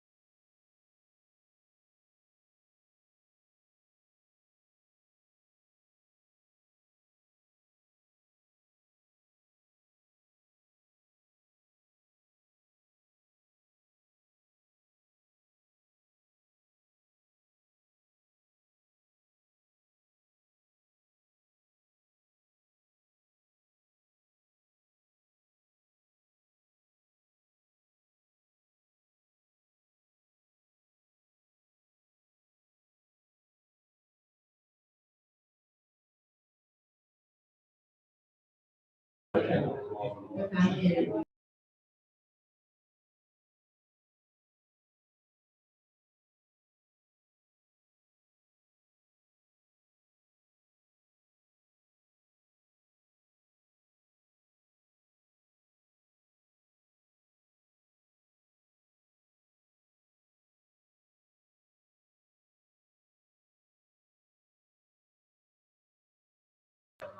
you, everyone. We're resuming the meeting. Welcome the public back in. We're out of confidence. Councillor Bland. Yes, we're ready to go again. We resumed the agenda at number 3 in the CEO's report. I think it was the Murrayland Star Club Field Officer Program. There was a recommendation, councillors. Councillors Roundtree, are you moving that? Yes. Is there a seconder?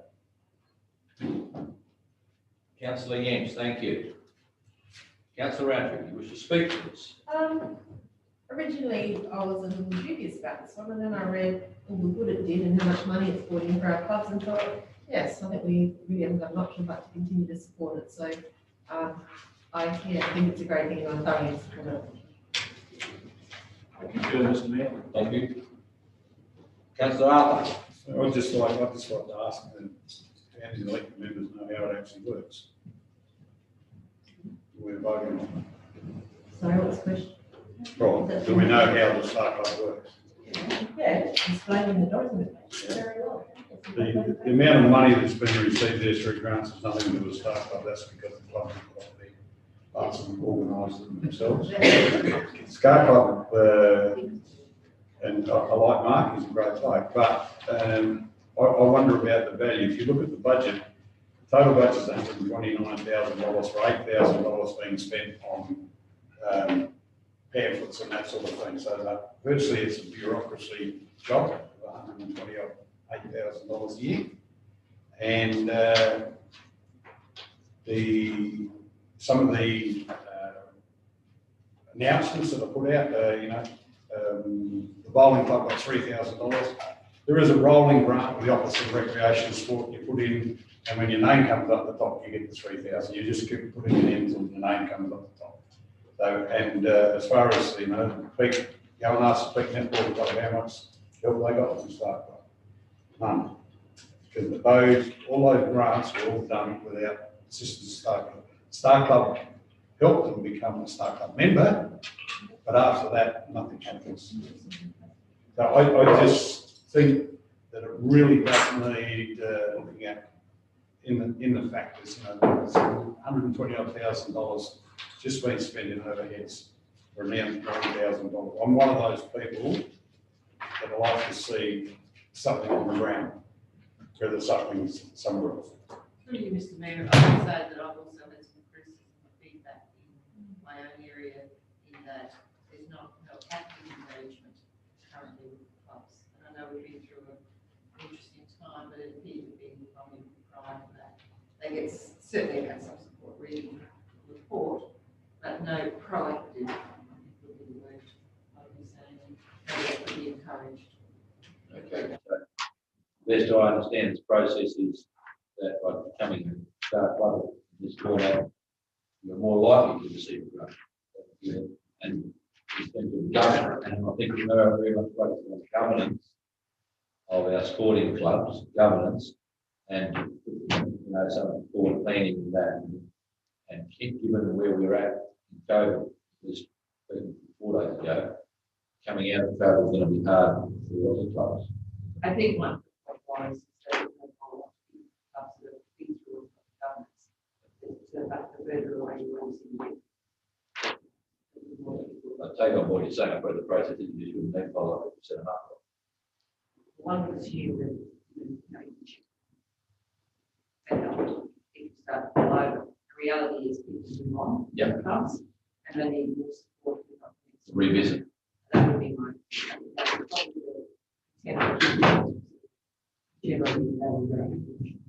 We can certainly pass that feedback on to the officer involved, no doubt, but any further? Councillor Taylor. I agree with Councillor Arthur and Councillor Bland that there are two clubs that I'm actively involved with there, and one of them never seen the officer involved. The other one might have seen the officer involved once in the last 2 years.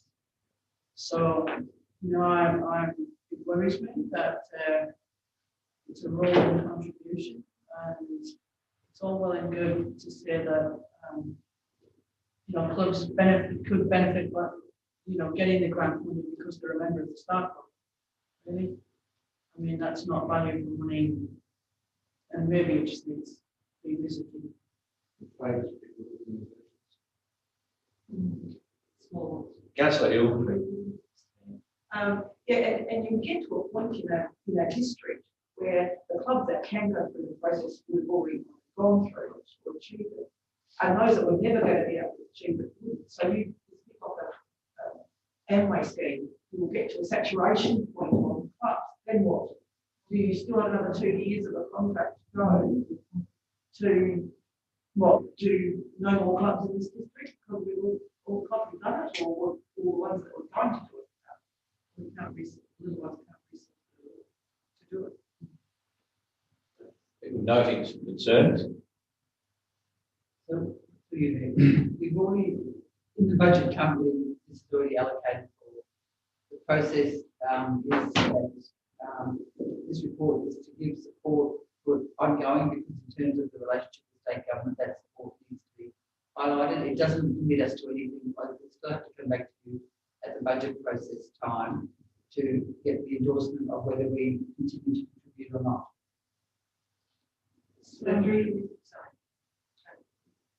No.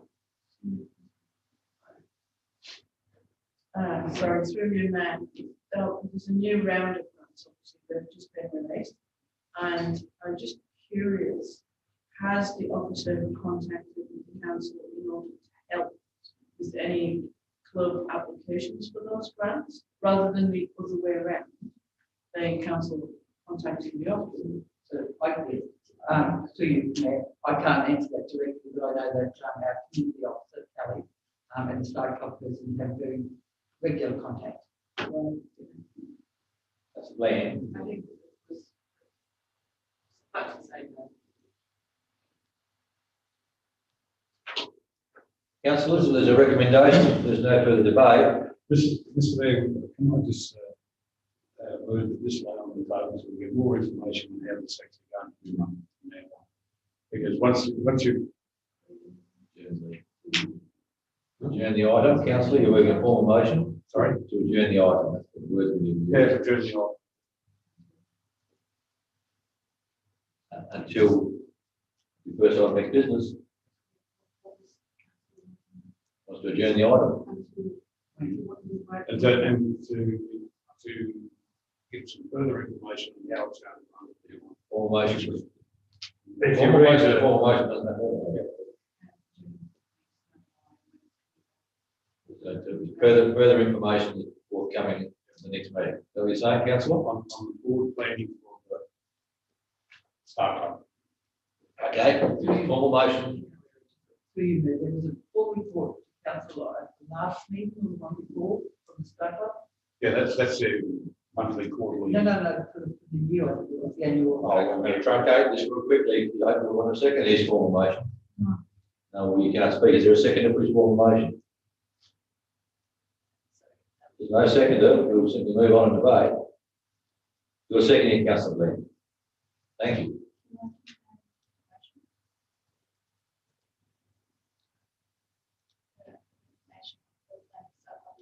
Back by a certain date. January meeting, councillor?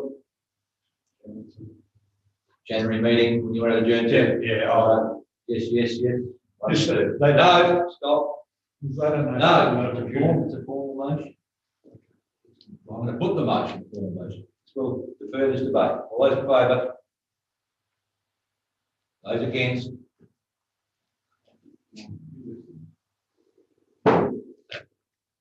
Mr. Allen? No, I do have a question. No, not anymore because it's over.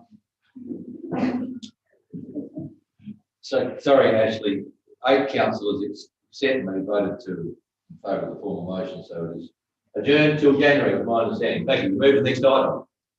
What happened when you vote for that?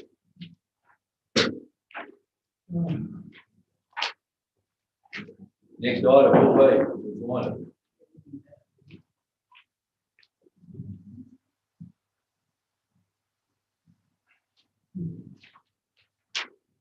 The section 41 and 43 subsidiaries.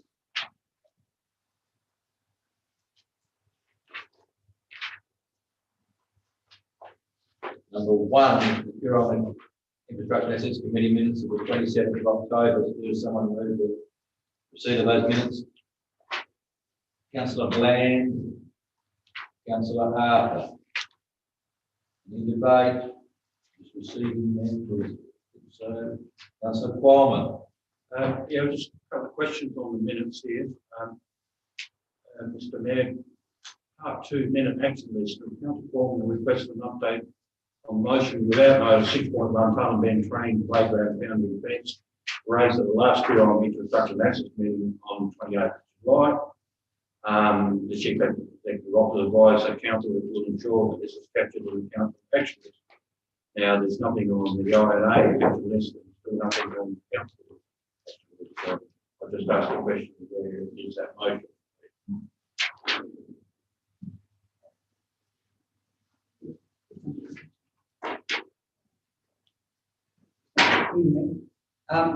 You're right, that's on the council. Yeah, but we are actually working on that and we said we could move forward. Another one. Yes, right. Back in 6.2 INA meeting held on July, I put in a motion which was carried on and for traffic counters to be placed on the north and south approaches on Granite Road during the 2020 grain season. Now, I would say that the grain season has started in earnest, but I don't see any traffic counters.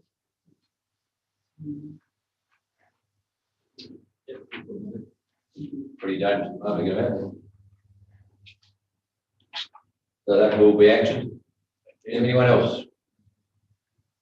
Okay. I put the motion. Quick ahead. That motion, we're only accepting 8 minutes minutes at this stage. Those motions go on. All those in favour? Those against? That's carried unanimously. In our War Memorial Hall Committee. Hang on, we have to accept these motions. These are only recommendations of the council. The council should be accepting these recommendations. Doing the INA report. Well, we did it before, a couple of meetings ago, where we put them all through. So they, because we have been told that they come off the list here and go on to the action list of the full council. So,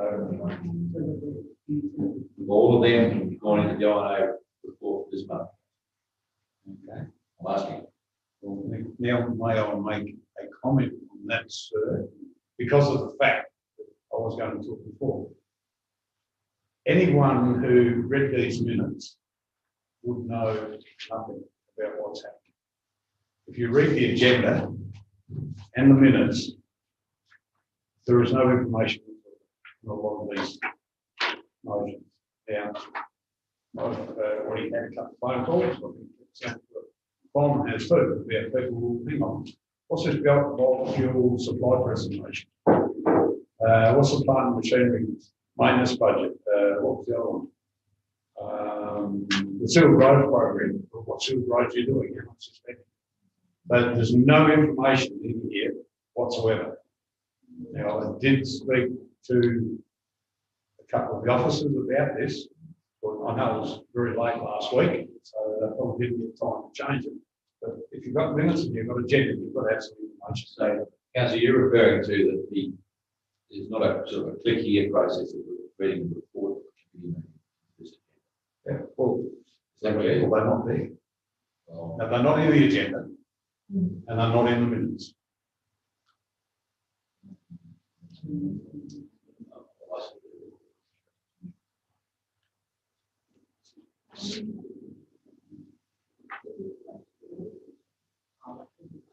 So what this is it's about a report to a committee that's therefore isn't printed in full, for want of a better word, in the agenda. That's Councillor Coleman, you on a similar line.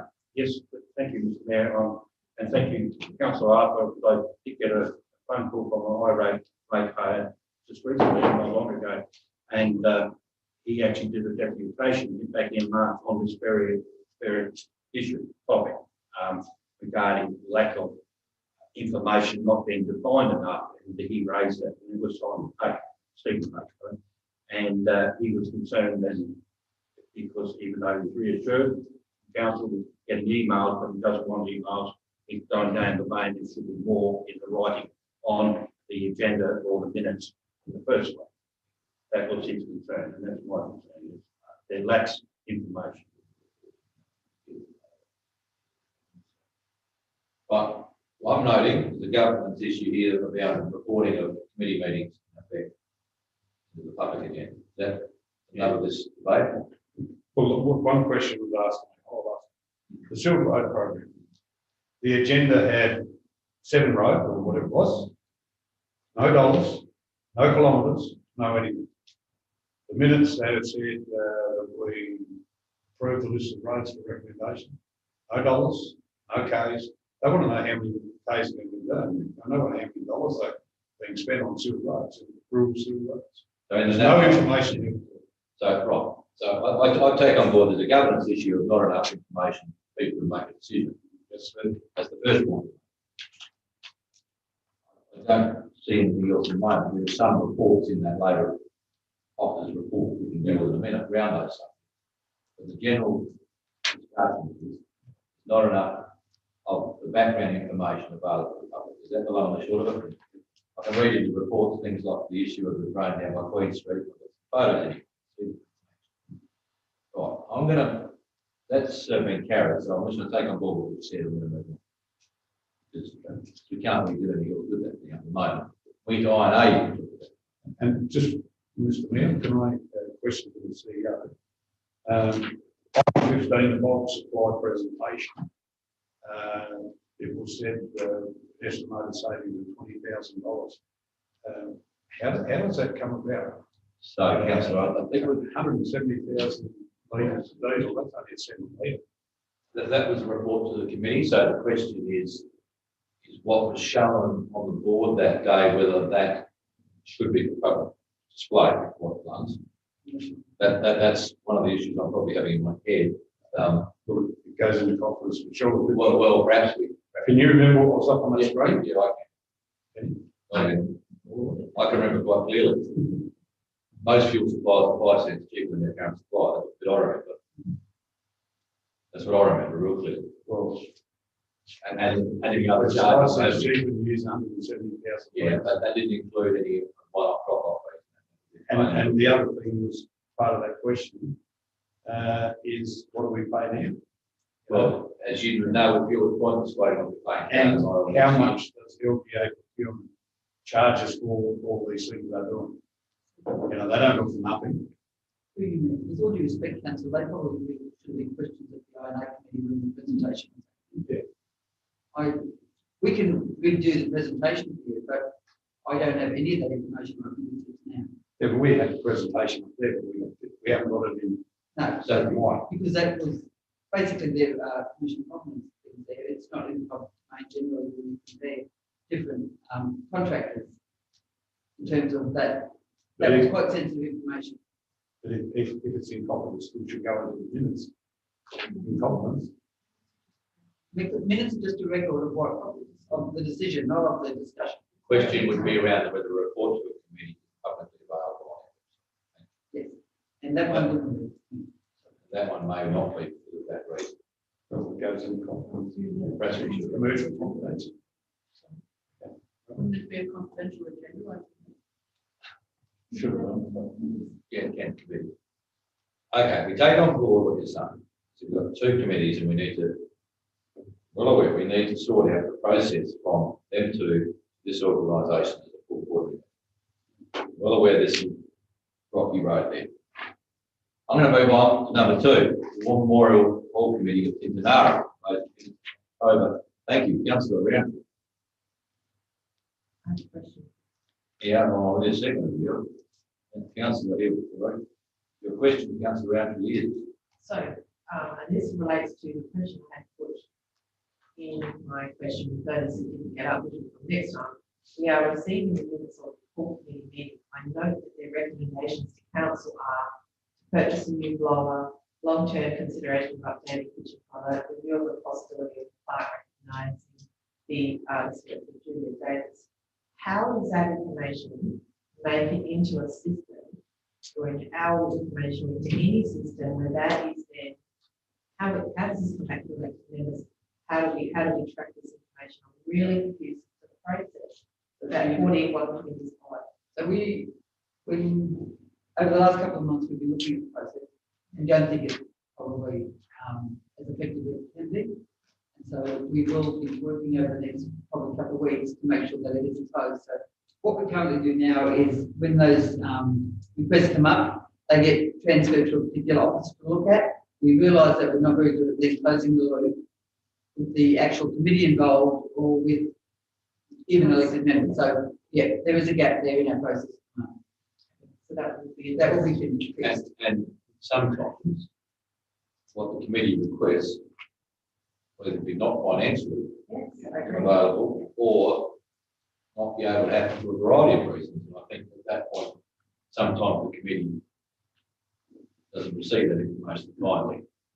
And that would be useful information for you to get back and say, we consider this, we have considered it, whatever, but it needs to be that, otherwise they feel they're not good. Yeah. And why bother with it? And we hear it from them and look back and go, oh my goodness, that phrase 5 minutes ago, not 5 actually minutes ago, and it hasn't gone anywhere. So I really think it's always messed with my head. I make the point, CEOs let us do our reporting mechanism, our feedback's not as it could be, but nonetheless, I very much appreciate what you do. I'm old enough to remember not having 2 cemetery committees in our 2 principal towns, and now how good work they do in community involvement. I will remember them. I much appreciate reading. I always love reading. And that's exactly why we need to get this right. So we need to get the operating model right around community facilities that are ours, the community offers managed. That's where I think we're heading. Councillor Bland. There is an open meeting somewhere that talks about exactly this problem that we need to form of minute actions that shows us ongoing concepts either into a budget or cannot be resolved with this the last column that says we knocked it back. The fund that is being done and this moves not exploding, but I'm sure you know. And during the standard, the Colin Council plan, the beauty of having a broken minute like that is when it comes around to our budget considerations, our wish list, the things that we want for the community, we can go back to that list and go, look, these are the things that they wanted. We said we'd consider it in the next budget, and it's already done, and we don't have to sit and go, what was that again? Yet or scrolling back 3 minutes. So having that sort of captured in the format that we keep adding to will give us a really good idea of what it is that our community are looking for. I hope you close the debate. That was me closing the debate. Okay, I'll put the motion. All those in favour? As again, that's carried unanimously. Tinanara Community Gymnasium Committee. Councillors Arthur and Roundtree. Any discussion around them? Okay, I'll put the motion. All those in favour? Those against? That's carried unanimously. Maryland Riverland Local Government Association minutes of the 23rd of October of Karoonda. I'll move to receive. Thank you. Thank you. With some other function today, there's interesting discussion around rubbish. And Councillor Taylor is the seconder. Question. Certainly. One of the motions that the MRNGA board endorsed correspondence from the association being sent to the Minister for Primary Industries and Regional Development to the deployment that local governments use the vehicle to conduct statewide public consultation on genetic modified crops. How does that gone? And is it getting out? Up to the executive officer of the organisation. Or will that come through? Any information come back to us? Well, it'll come back through the system, back through that system. Okay. So the mayor, the eight presiding members of the region felt we wasted a lot of time. Oh. Very Barmer decided to try for it. And as you know, 11 councils were unsuccessful. The process is what it was, and the The council are overall pretty unhappy with it, spend that time on. We know in advance. Well, be that as may, I think we did a fairly full and open process, so. I think that. Anyway, councillor Arthur, you closed, thank you. Yes. All those in favour? Against? Carried unanimous. Community and corporate report, community land management plans for the old council shape. I always like to call it the actual hall of the council. Now, how am I going to do this? Sorry. It was both, wasn't it? The chamber and the hall. Both. Anyway, we have one. Someone want to move that one? Councillor Lee, thank you. Is there a second? Councillor, I'm going to take Councillor Taylor. Is there any discussion around that? Councillor Coleman, then round three. I have a question, Mr. Mayor. It's the recommendation starts off that the amended community land management, so the community land management plan will altered, because I see when we go into the next one, with the land management plan, it says new land management plan. So it's been effectively changed.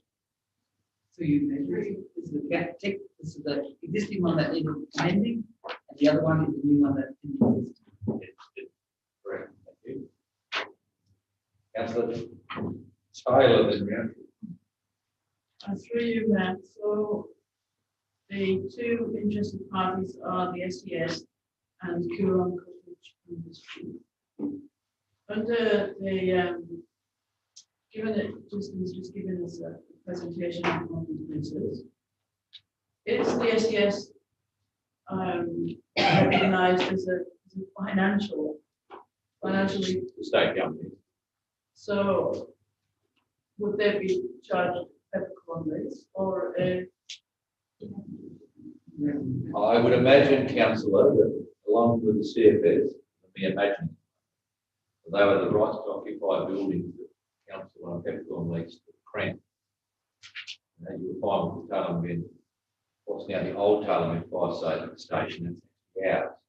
So when that was transferred under the emergency services, it generally we had to lease back the Peppercorn rental in perpetuity sites where they were. I would imagine, I'm imagining again, the SES is still on in that category. The land is ours and from pre-op top. I could say that a long, long time ago, the present Meningie CFS station, opposite the hospital, was built on the basis that it would be added to one day for the SES. Am I going, councillor? So I think I'm probably wrong. Whatever reason, that hasn't happened. Okay, and Coorong Cottage Industry, is that community organized? Yes, yes. Not for profit? Yeah, not for profit. And I would have been going there tomorrow night, was the table to speak to Meningie Progress Association. Councillor Hill. So, just some background on this, yes, once upon a time, the council used to provide the SDS and then they got changed through the emergency services levy, so it would be that the council would provide that. We would have blocks at Sherlock, CFS. We have a pre-op block at Cook Plains, a pre-op block at Kai. This will be a long process of unwinding to a New Zealand state. Sorry, councillor, I'll catch you off. Yes. Easy. So, Some of that. through you, Ben, that would be a Peppercorn lease extended to Coorong Cottage Industry as well. Just likely to be, Okay. that negotiation be ongoing. I think they're responsible for maintenance of this building. There's a significant amount of money spent just on the day before amalgamation on this building. I can remember going to cabaret. Does that show my age or that's the trouble I got into with Meningie or different way?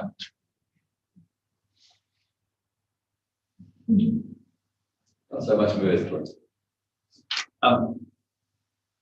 Okay. Councillor Lamb, close vote. Let's go home. I put the motion, all those in favour. Councillor Bland, are you in favour or are you busy? I'm taking you as in favour. Those against, that's carried unanimously, please. Right, number 2 is community land management plan for Tailem Bend Oval and surrounds, and includes 1 person who responded to community consultation. Councillor Roundtree. You're going for I want to ask. it. Not moving. I'll move it. And ask your question now, please. What's your question? I just wanted some clarification about what the person who was on this because was asking for.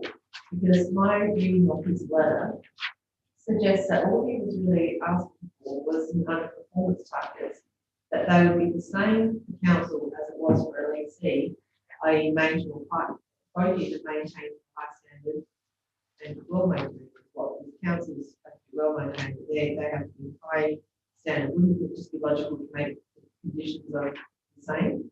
And the same with performance measures. We talk about having a satisfactory standard, or could we talk about having a satisfactory standard of maintenance instead of a high one? Because unless you give some definition as to what a high standard of maintenance means, it's sort of a viewpoint. You really got to specify what you mean. We'll say satisfactory, and that's still open-ended but easier to achieve.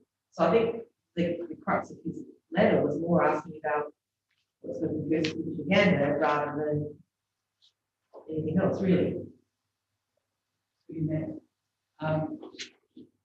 Mr. Nichols would think referring to the buildings, this is only a land lease that we have.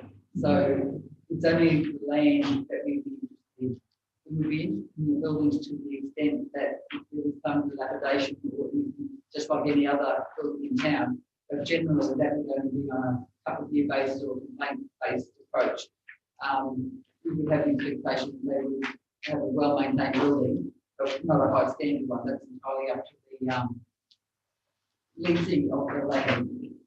Does that make sense? It does. Some of the wording is consistent in his land management. We're not making it more onerous for leasees and wood grass fields. And if we just keep that consistent, I think That's not the intention. You've moved. You're second. Councillor Taylor. Any further debate around this item? Being none, I'm going to put the motion. All those in favour? Those against? That's carried unanimously. Number 3, delegations update, planning and development and infrastructure act 2016. Councillor Roundtree move.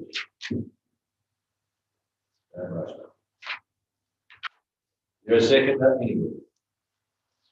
Councillor R. Debate around this.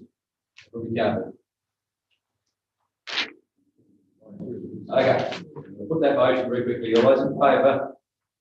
Those against? Carried unanimously. Number 4, council member representative, council assessment panel, councillor Yang.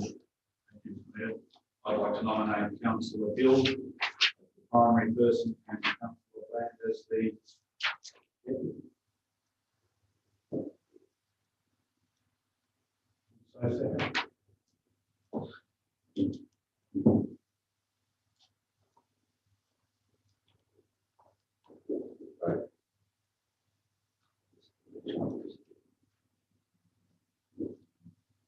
So we can nominate this.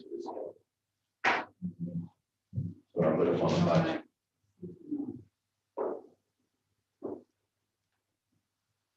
I'm trying to find out if this is a straight as to one motion or it's an election process. Could be either.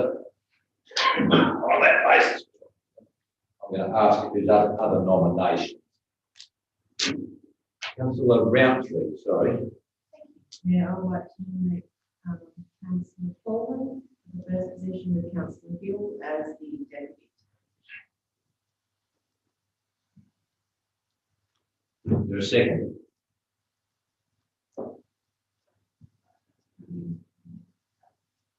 Right, two recommendations in effect of an election, accept the recommendation.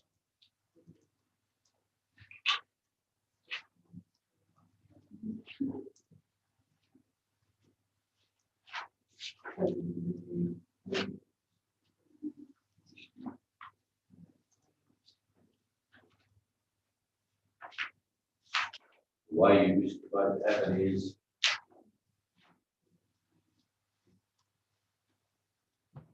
same as the method of appointment would be the same as the presiding member. With the council's permission, I think, could someone just move the first two parts of that recommendation? Perhaps first and foremost, I'm sorry, I've got two motions to lie at the same time, which I shouldn't really do. I'm happy to move the first two parts. Just indulgence. So, councillors, what I'm asking you to do is step aside from that nomination process for seconds and split one and two, and I've got councillors Yench and Roundtree, which just recognises councillor Taylor's resigning from the panel and calls for nomination for that. Then we will go through a process, actually the same presiding member process, in relation to what I have to. I'll call for further nomination. So the first 2 points, councillors, everyone know favour what we're doing? I'll put the motion. All those in favour? Those against? That's carried unanimously. Right. I have. So we need an election process for the next motion, which will be the same as the presiding members. Points 1 to method of appointment 1 to 10 or 1 to just replacing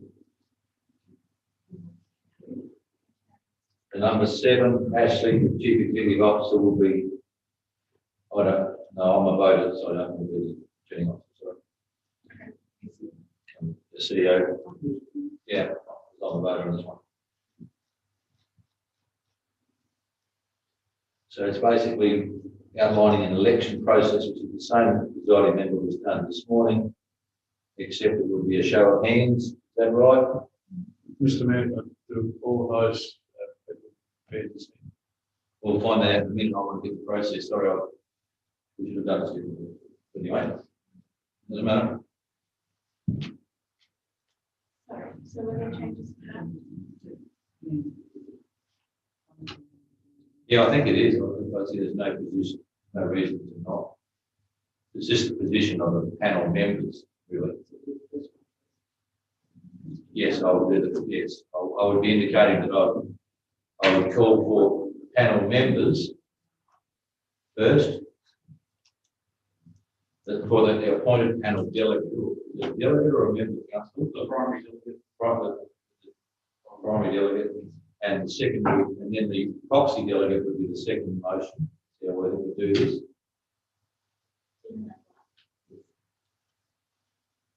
No, I can't see the way. Thank you for your forbearance.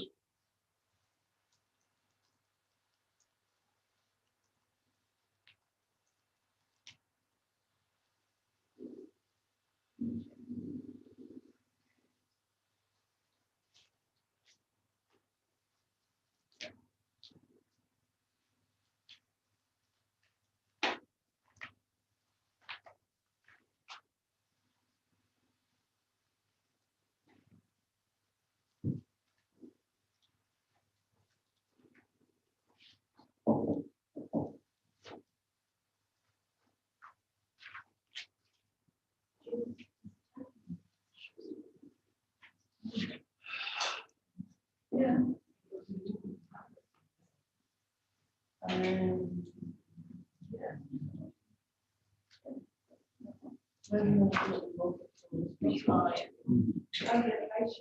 Yeah, let's see.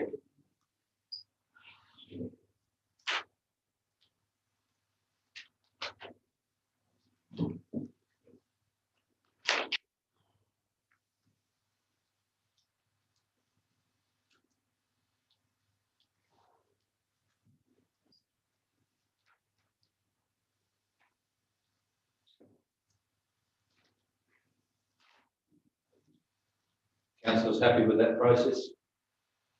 Councillor Hill, you want to ask a question of clarification?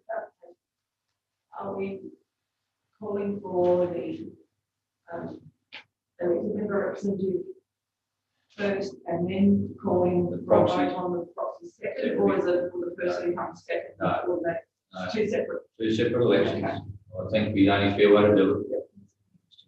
whatever happens here. So we've got an election process. With that, and with that, someone move that election process, please. Councillors Hill and Roundtree in the election process, please. Any debate? As Mr. Today, all those in favour? Those against, that's carried unanimously. Right. In asking for nominations for the positions of a representative on the assessment panel, for appointment to the assessment panel and appointment of deputy, I'm going to take it that at this stage I have Councillors Hill nominated and Councillors Coleman nominated for the position on the panel.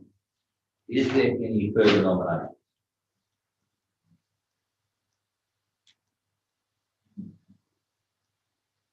Everyone clear?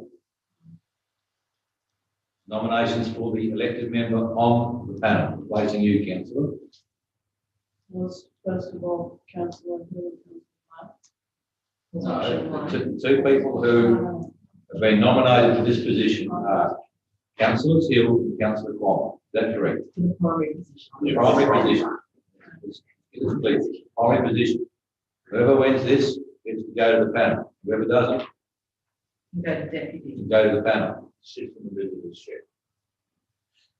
Sits the visitors' chair. Whatever happens. Oh, there we go.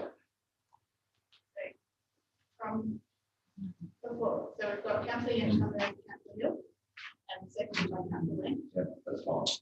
And councillor Roundtree nominated councillor Coleman, seconded by councillor Taylor. Right. I'm going to put the vote for the.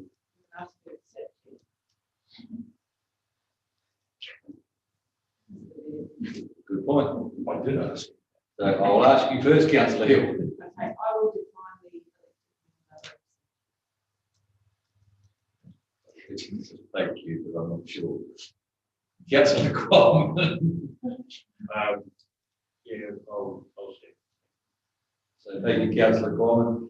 After all of that, Councillor Hill declined the nomination. Councillor Coleman accepted the nomination. There's no election required, but we'll confirm this one motion being a planning issue. I'm now going to ask for the position of deputy. At this stage, I have two people nominated for deputy, one being Councillor Bland and one being Councillor Hill. Does everyone understand that's the previous position? Is there any further people who wish to offer themselves to be nominated?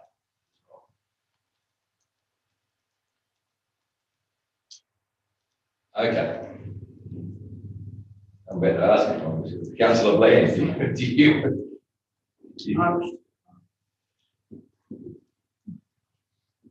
Councillor Bland declines to stand. Councillor Hill. Thank you. Councillor Hill accepts the nomination. Therefore, Councillor Hill is elected to the position. Congratulations to both of you. Ashley, can we have a motion as per number 3 that puts those two councillors' names? Planning issue, right, isn't it?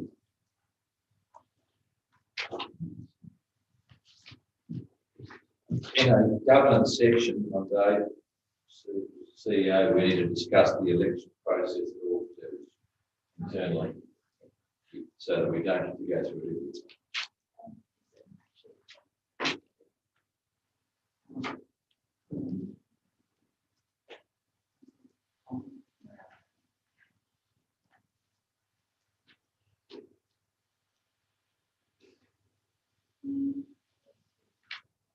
So councillors appointing those two. I think we do appoint in this scenario. I'll change pages, sorry.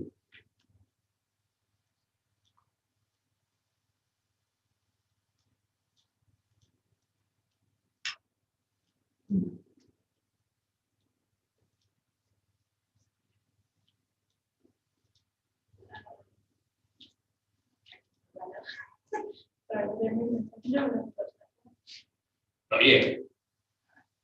Councillor Bland, you've got that fist look. I am looking for a mover and seconder in relation to councillors Taylor and Bland. Any discussion? So the recommendation is Councillor Foreman as our elected member on the council assessment panel. We appoint Councillor Woods, our deputy elected member on the assessment panel. Everyone happy? Put the motion. All those in favour? Those against? Carried, not quite unanimously. Carried 8-1, with Councillor Ling being against. Carried. Number 5, draft Murray Lands and Riverland Regional Public Health and Wellbeing Plan. There is a recommendation. Mr. Mayor, could we just suspend meeting procedures to discuss this one? We can, but I have a mover and a seconding what? With the leave of the meeting, I'll have a mover. Councillor Bland is moving. I just asked for a second with this whole process first. Thank you, Councillor Bland. So with the leave of the meeting, councillors, anyone object to us spending 5 minutes with a bit of discussion about it? I take that as we have leave of the meeting. You would like an explanation, Councillor? Yeah, Mr. Mayor, I've spent a lot of time going over this and going through the various bits and pieces. And I found that so much overlap on other entities' paddocks, so to speak. And, you know, like, how many times can you reinvent the wheel? You've got, you know, a lot of the things in here, for example, are what the hub is doing. A lot of the things in here is what Country Link Health, or what do they call them, are doing. It's another, to me, it's just another line of bureaucracy. And how are you going to, how can we say, ascertain what the result is out of what you spend? There's a lot of money being spent. And I can't see where the benefits going to be. I understand this is a requirement of the Act. Is that the first part of the answer? It's a requirement. Requirement of the Act. The second part is it's $5,000 per council in this region. Yeah. And we need to be fair to say that it's too small a council for us to think that's totally fair. If any of us were going to draw up a plan that cost each of us vastly more than $5,000 as a requirement of the Act. I'm going to let the CEO elaborate. So there is, correct. This is the requirement of the Act. So it's MOLGA, which is collective rather than single council approaches to it. It's a bit like the access disability plan.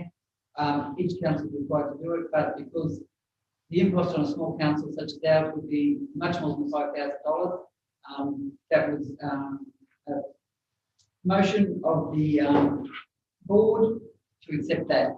How are we going to monitor it? As you'll notice, in the Koo Island District Council has only very small achievable items in there, and they're things that we're already doing. So if you look on page 17, for example, Councillor, our priorities for that particular goal are around developing accessibility, access, inclusion pack, we've done it. Support and advocate for mental health programs. The Mayor mentioned earlier in the meeting that we were reinvigorating the suicide network prevention network, so that would fall into that category. We're continuing with our volunteer management program, and we have already well on the way with that COVID-19 recovery support. So we put things in there that were achievable from our council perspective, and they weren't too ambitious, if you like. They were things that were realistic and things we knew we had to do. Well, we'll go into, we're just one. We're going to top priorities or actions required. The Koo Island Council.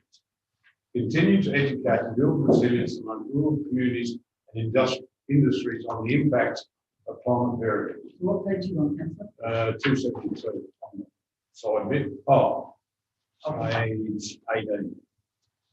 That's the point 2 is provide council facilities for refugees during heatwaves in conjunction with community facilities. Okay, then. Okay, for me, we're about to speak. These areas. Number 3, undertake emergency management and disaster response planning. So, Isn't that the CFS and the SES that do that? You see, mate. So we're well on the way. We have done most of the training required in this space. We've had the CFS. We've also had emergency response from the LGA come and do training. So that's well on the way. Then that's not anything out of the ordinary, that training.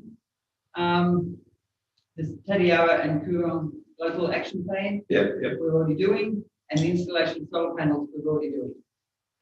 So there is nothing there that we're committed to that is beyond what we're currently doing. Install solar panels on council-owned buildings.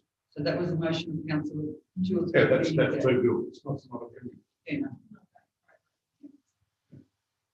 Councillor Roundtree. Councillor Larther,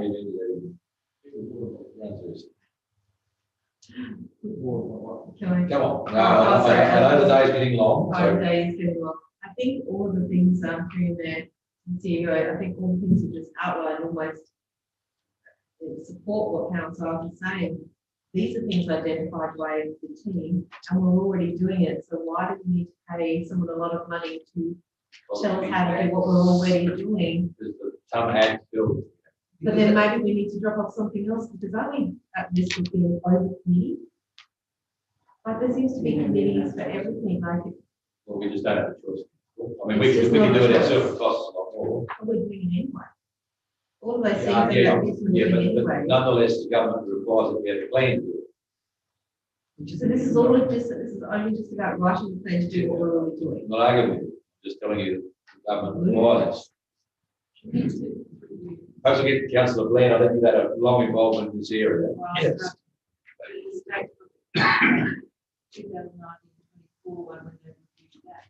And this was always going to be a fallout from the state plan to prove, if you like it or not, that we meet the needs of that plan by delivering services. And what the CEO has indicated, we're already on the way doing it. Now, this job is going to be moved to make sure that we meet all of the plans over time. We are put it back to state government that we in fact are meeting State Public Health Plan 2019-24, which sits over the top of what we're doing here. By combining together, it was helping get some resources to go to the next stage of seeking, also assisting in seeking some funding across the area. The problem we've got as a Riverland Valley area is size. And so therefore it got broken down into two Subset. subsets of that, which doesn't make it easy. Had we just been one space, the government will not come to help in that area with one small council. And no choice but to know that. And yes, I mean, I look at the mosquito program and say, well, we're doing it anyway, we're doing vaccinations, this program. Do we do them well enough? I'll tell you after December in Lindy on the water.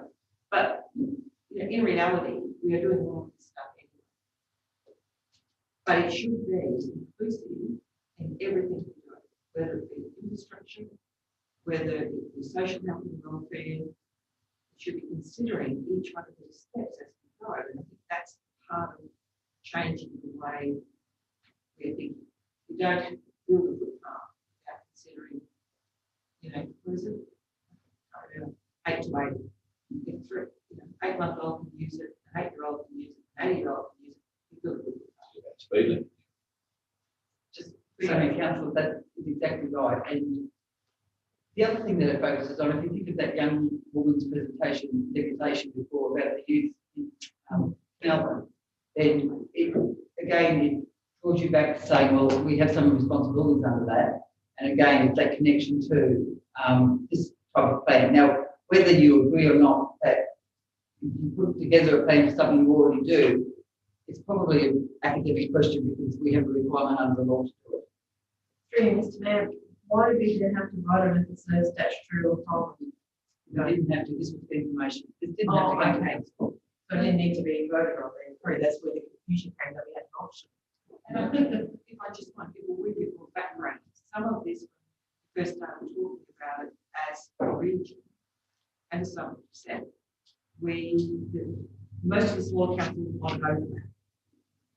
those who like the open program, which was certainly in current council, turned out to be very successful.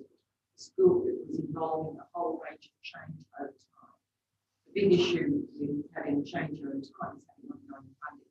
And we lost the staff here, etc., when the money ran out. Opal actually worked with a small council, probably better than the bigger council, but it certainly worked. Now, over time, if that falls out, whether we improve the diet of the school kids, we encourage the parents to, you know, eat the rainbow, etc., have colours, food. Eat the rainbow. Eat a rainbow. That's one of the programs. Whether they're making, you know, smoothie nights in the park or doing fun runs or whatever, it was about all of that inclusion.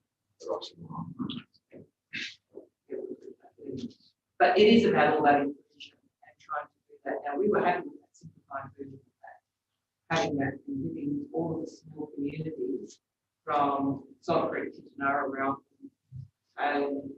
everywhere, all the schools getting the support to be able to build up that longer history. As you funding jumps out, you get gaps, more knowledge. So, in some ways, we encourage you to go to that next level up and opt out, which is where most of the last thing I will say, so this reinforces what we do as part of our core business, of our statutory requirements. And if you think about what was announced yesterday, all these systems need to be in place rapidly in the current environment.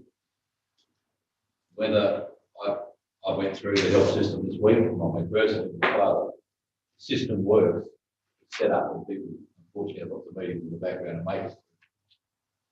So unfortunately, whether I like bureaucracy or not, this is about trying to ensure that we have all those little fringe things set up and going all the time, ready to go at the moment. What I see in these plans, and they're not just left and forgotten about to some degree. How am I going? Mr. Mayor, I want to say the other thing about this is where's the funding and council's down for this. Our council hasn't got money pouring out there is. You know, like you go to page 16, right? Well, this is the current council establish a region-wide community garden scheme. So we're going to give, you know, all the towns around here $15,000 to $20,000 to community garden. Right? We're going to increase education about drug, alcohol, and substance abuse, misuse in partnership with recognised organisations and state government. No, it's a state government. Is that our job? You know, is that council? Council, the ratepayers are saying council should get back to the business. What I And that's what I say, we can also that and use that for the suicide prevention. I think we're pretty clear here that we encourage an autism system. We're not the person doing it. The health space, as far as I can see, as far as vaccination for us, financial wrong. but also we also have dry areas that we support. Yeah. And we do have a role in drug and alcohol, which I don't really. But we're not the service delivery module for what we had a wonderful scheme called Oak. well, But that was funded, and then they expected the local government to take over the funding. Not arguing about state government, people going to sit back. I think the problem is that we thought we had it was a decision to be made, statutory versus legal, we can't change. So. Okay. Councillors, is everyone happy with voting this? Right, I'm going to put the motion. All those in favour? Councillor Arthur, you voting for it? It's a legislative requirement. Yes. Oh, I'm sorry, it is. I'm going to declare that carried unanimously. Not here to argue about whether we have a choice. Infrastructure and assets, is everyone up to? Number one, councillors' recommendation there, you can see the feedback date. You've got a large swath of intersections. You have a priority, please submit them to James at the moment, because we do need to sort of push forward with that, and I'm as good as the rest of us. Someone move that way. Councillor Ling, thank you. Councillor Bland, any discussion? Councillor Taylor. So if we identify others, what's the process for getting them included? Well, I don't see any problem with you identifying them in the process. The point would be that the ones that will be in the first round will be the ones that have to work on. We have contributed money to make those designs already, and in our first attempt regionally with the federal government who've been declined funding, we could settle a list of a little priority and then decide to pursue some funding under different pots of money. So I'd encourage you to put in other ones you know on what I'll call the DIT 3 highways. That's really where this interface problem is legally. But James has asked for it was 30, which is only, he knows what.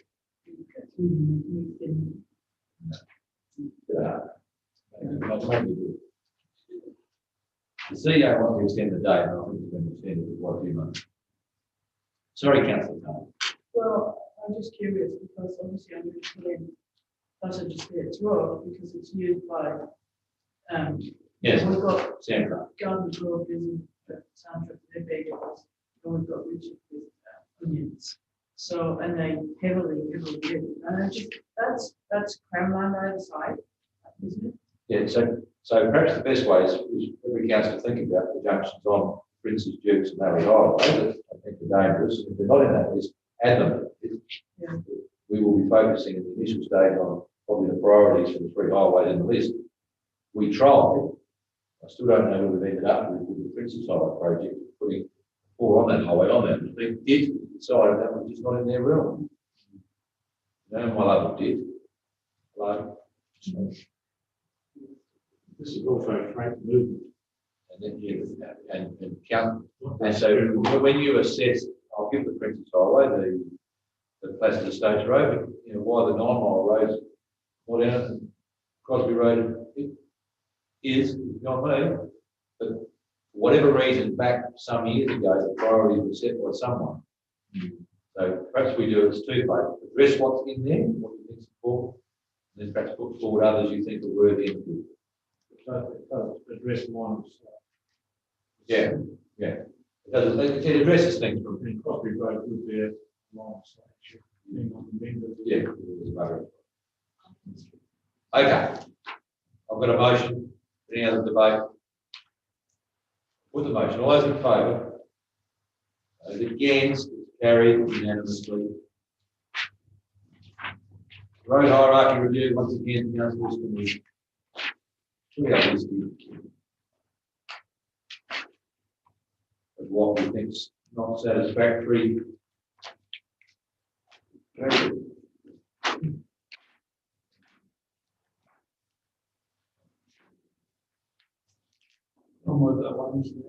Thank you, Councillor Arthur. Councillor Roundtree, I believe. Feedback for the same date. Want anyone reckon here? Yes. Any discussion? All those in favour? Those against? Carried unanimously. Number 3, sealed road program. How much dollars in total are we expending in what was in that report, James? The entire budget was 900 from memory. So at some stage, we have breakdown. Mr. Mayor, can we include the dollars and the kilometres being done on this? I'm sorry, yeah, take that on board, councillor, we need more information, but I don't think that holds up the list at the moment. I feel that way. In relation to the run road, sorry, I don't leave the meeting. There was X kilometres of shoulder rebuild as previous. Roughly how many kilometres? 3.6.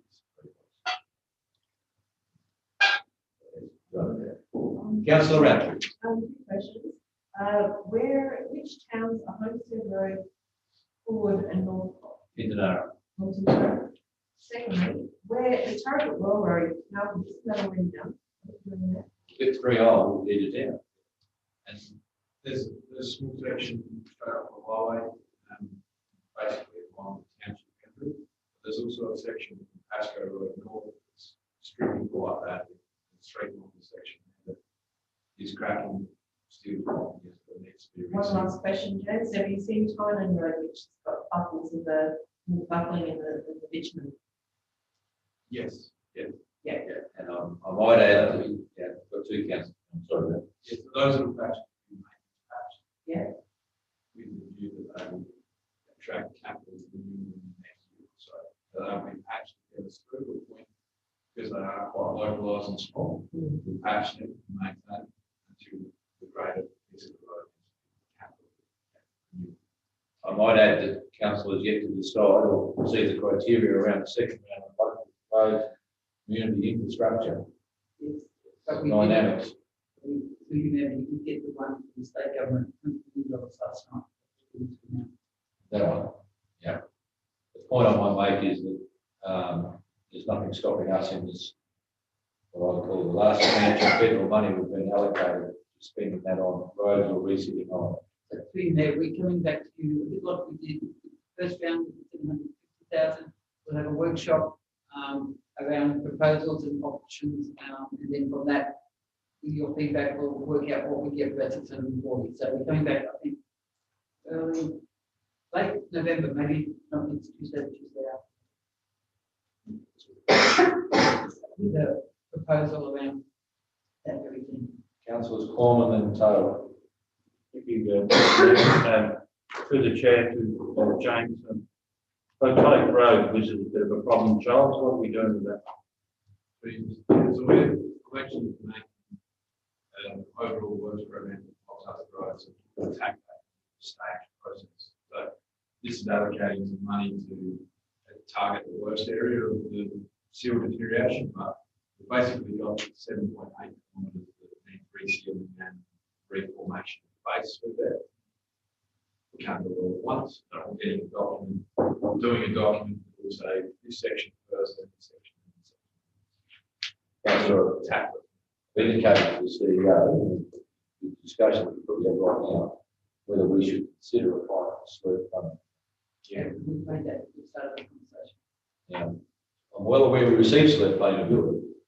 Three months now, I discussed that with Pepsi today about Altala becoming the next ride on SLRP funding, with the opportunity to make the LRCIP make funding to accommodate slope potential. So the point I would make is that since we received funding from SLEP to build it, they're going to come back and look at it a bit unkindly to rebuild. I know some of us remember the room when it was built, there was a multitude of problems happening in the section, multitude over a period of time, about 2008-9. So we'll just be managing, working out whether they even accept us nominating that to rebuild that, because some of that needs rebuilding. Any other questions around this report? Councillor Taylor, sorry. Well, the report says 43,000 square metres. That's what we're doing. 3 years now, it's total revised area. There's something in the intersection, so kilometres is not the best way to describe it, but square metres is the most appropriate way. But the cost is not included in this report. 940,000 K, which is the budget was passed. That's the budgeted amount. Just, I just wondered if we, I know we put the budgeted, so if we put, when we agreed to the budgeted amount, did we know that that was going towards the 43,000 square metres in these particular lots?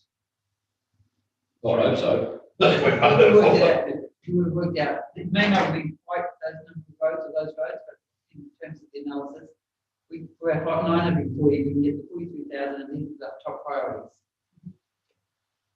But it's not the entire, it's not the entire length of the road. No, 3 years spent, so the 940,000 comes from our road asset management plan, which tells us that how much we have to spend on our network to keep it to a satisfactory level. So we go through and say that's our budget, what works need to be done, and the highest priority are funded.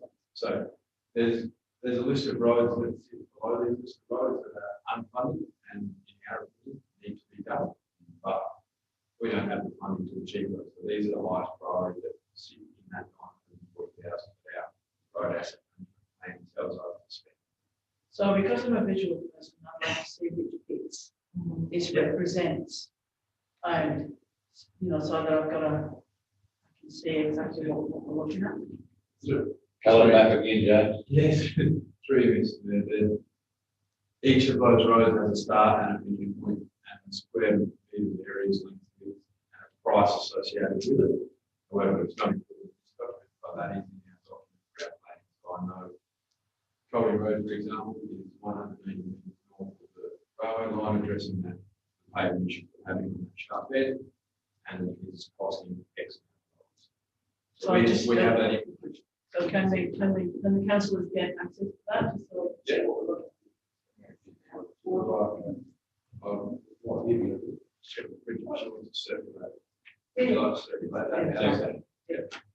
Councillors, so I asked the CEO to put up a couple of corporate signs on the bend of what is Greenwich Road, past what I call Uniting Church.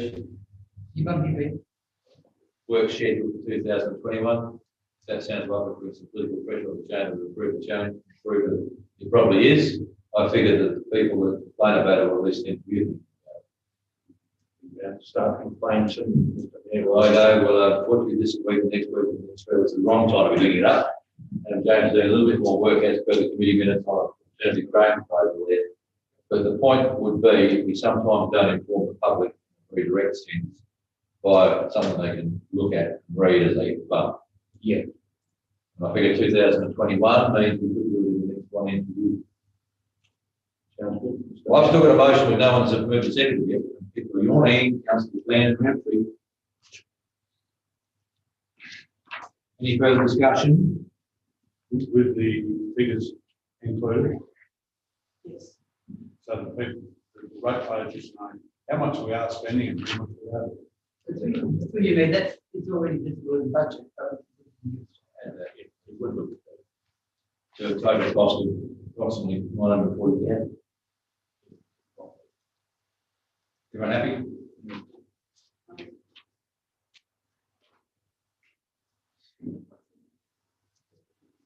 Okay.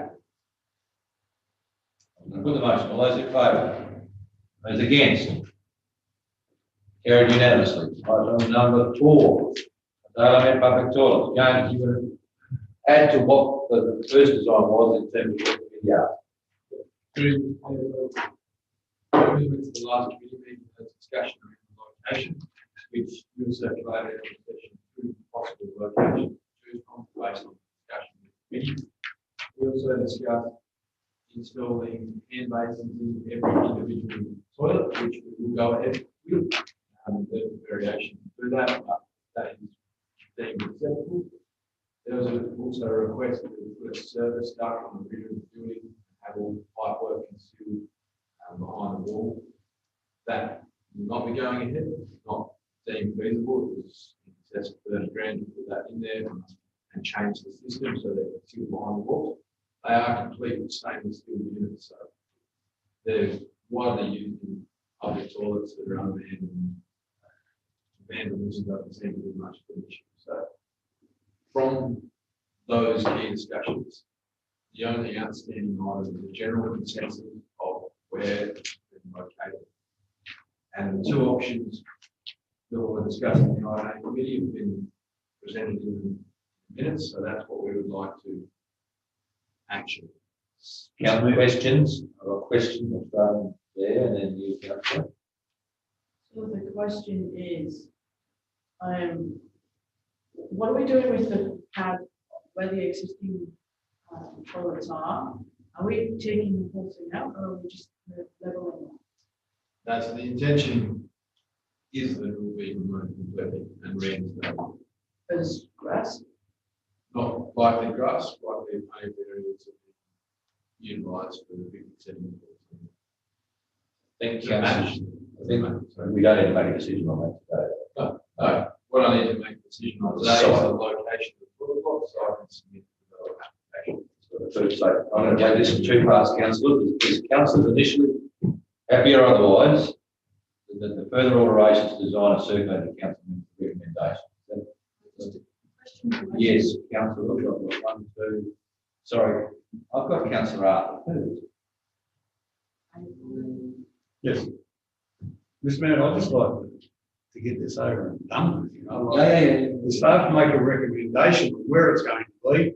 They have obviously spoken to the experts on building this, the people that are going to do it. So why don't we take notice of them? We're all experts. But I'm going to conduct one vote and then on the actual location. And then the second thing is, with all due respect, I've been doing the toilet run just recently, and I cannot find one toilet in South Australia, because I haven't been able to go anywhere else, where there are hand basins in the cubicle.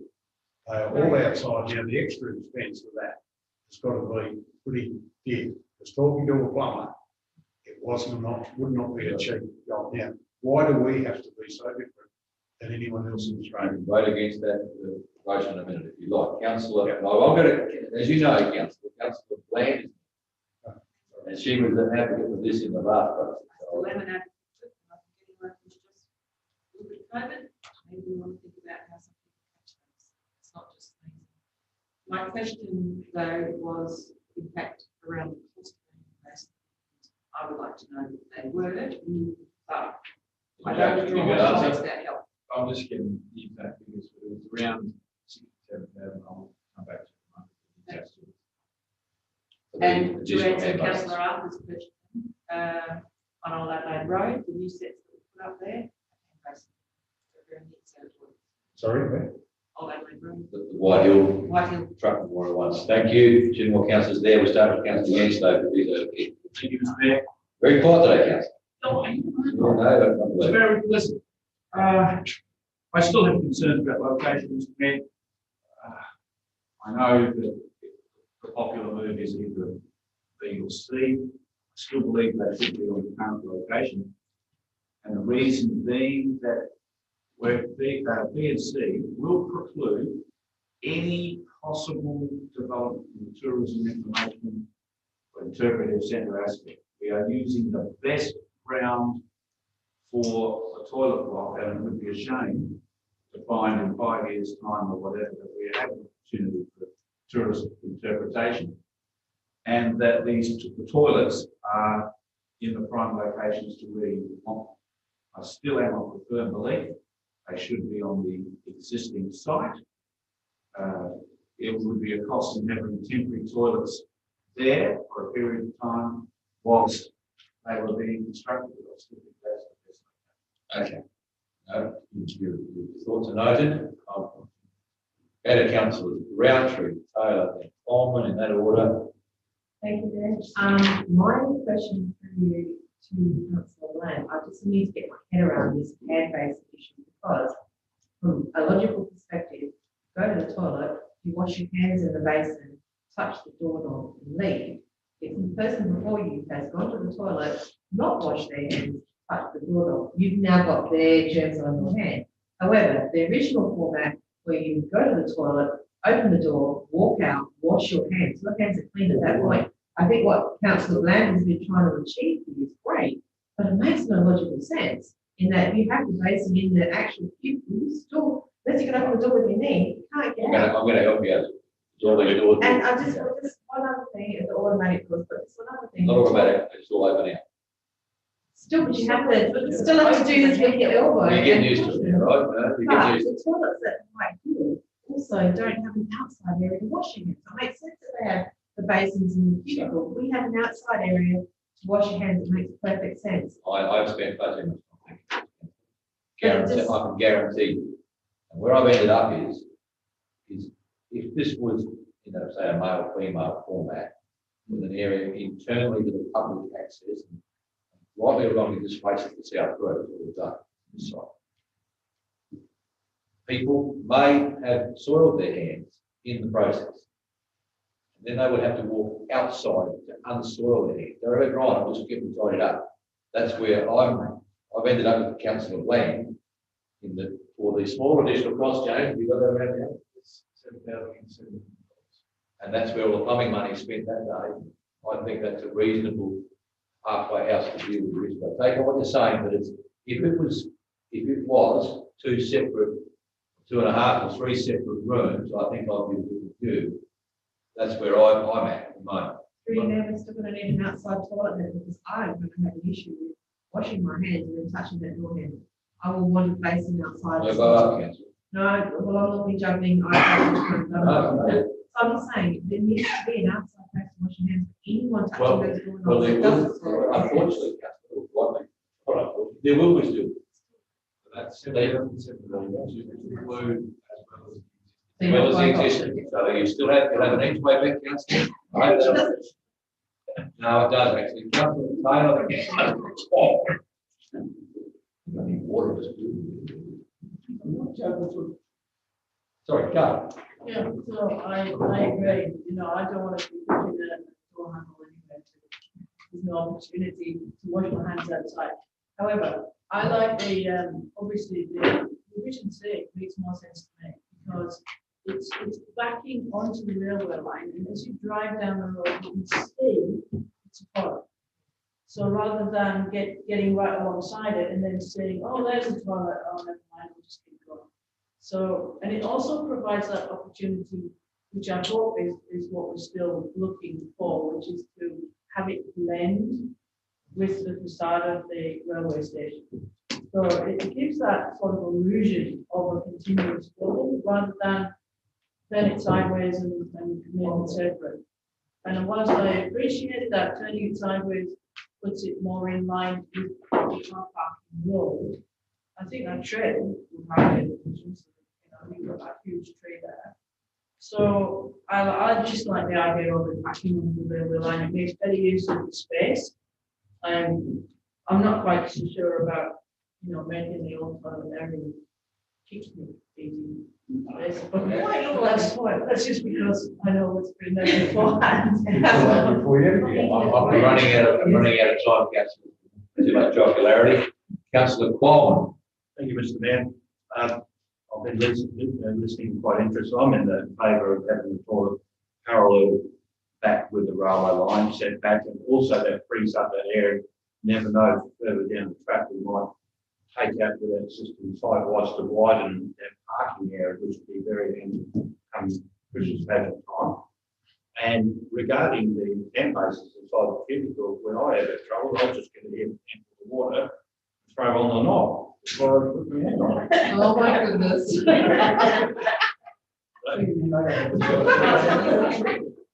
That's how it works.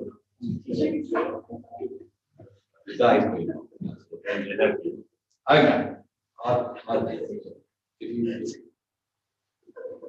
I'll look for a mover in a second or whatever that was about. The further alterations to design for investigator survey, that basically involves air basins in everything. You don't ride this way against it, and basically floor ceilings, everything. Do that, and it does not involve the water closets behind the possible. That's the long and the short of the committee's discussions, councillors. I'll invite a mover in a second. So we're just doing the basic. Yes, and I'll do the site with the straight pole. Having moved in second for that. We can do like Councillor Taylor there. Taylor and Roundtree. Any debate? I'll go to some form of debate if you wish, but I think you've had a fair crack at it. Everyone understand? We're not talking about the site, we're talking about the building. Okay, I'll put the motion. All those in favour? Those against, that's carried unanimously. Right.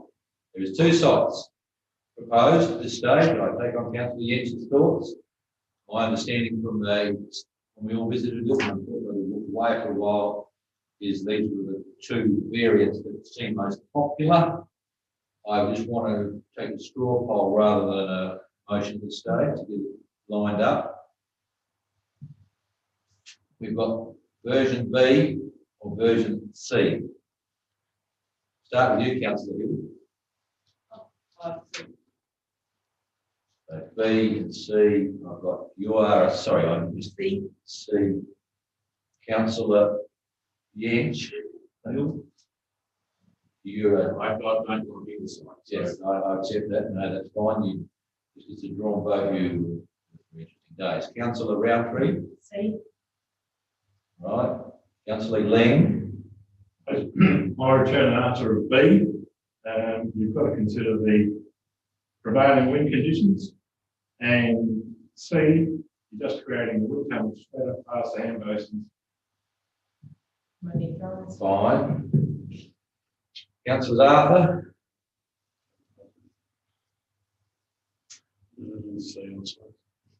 Rosemary. Councillor Bland. C.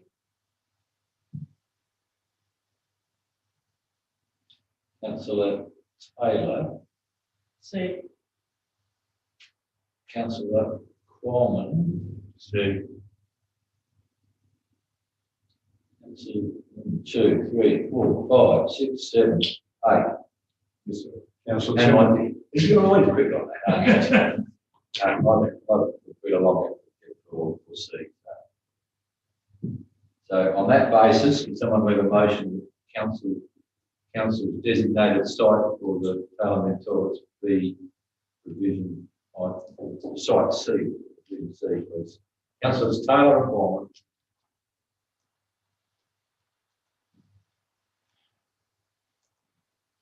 Any discussion? We're there. I'll put the motion. All those in favour? Those against? Carry. Councillor Roundtree, which way you vote? Whatever ways. For and against is this business. I'm voting for. Right, so councillors, I declare that carried with 7 councillors voting for it and councillors Taylor and Coleman are the mover and seconder. The vote. The vote is 7-2. And 2 councillors didn't vote for that one as councillors against and Len. The rest of us and MCA there. And I thank you for starting the movement to be leaders in COVID.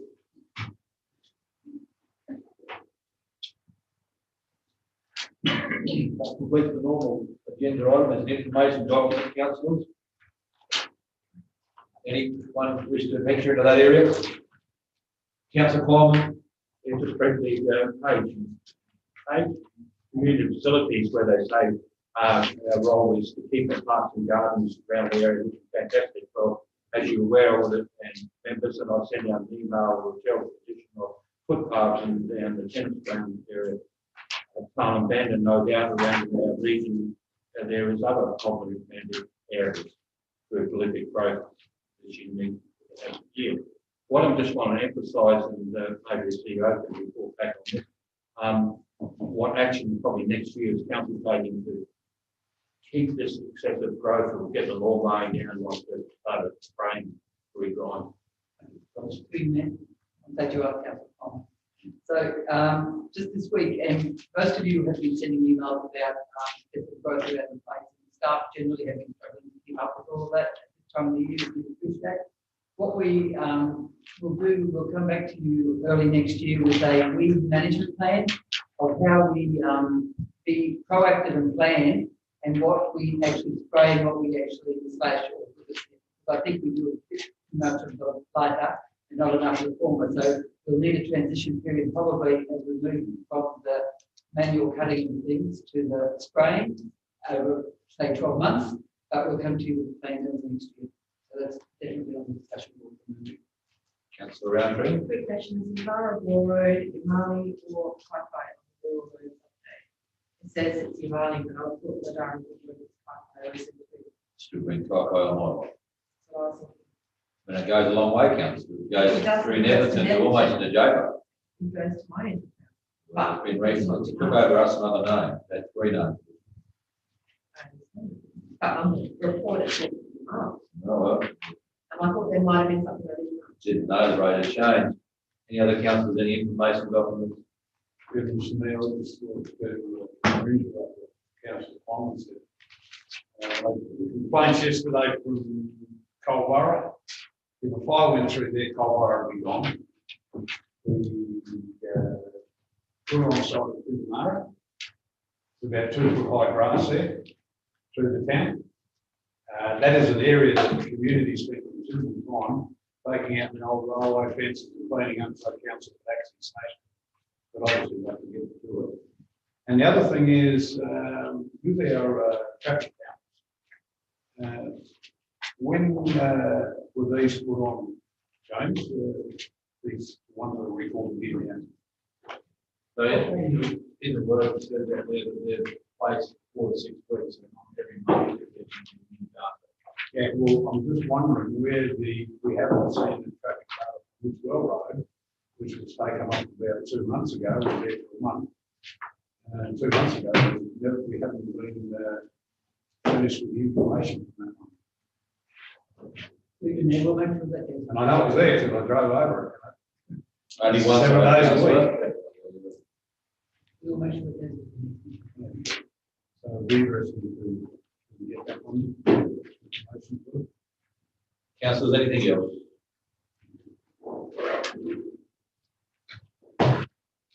Okay. Thank you, councillors. Thank you for your support. Last week. We have workshops next Tuesday.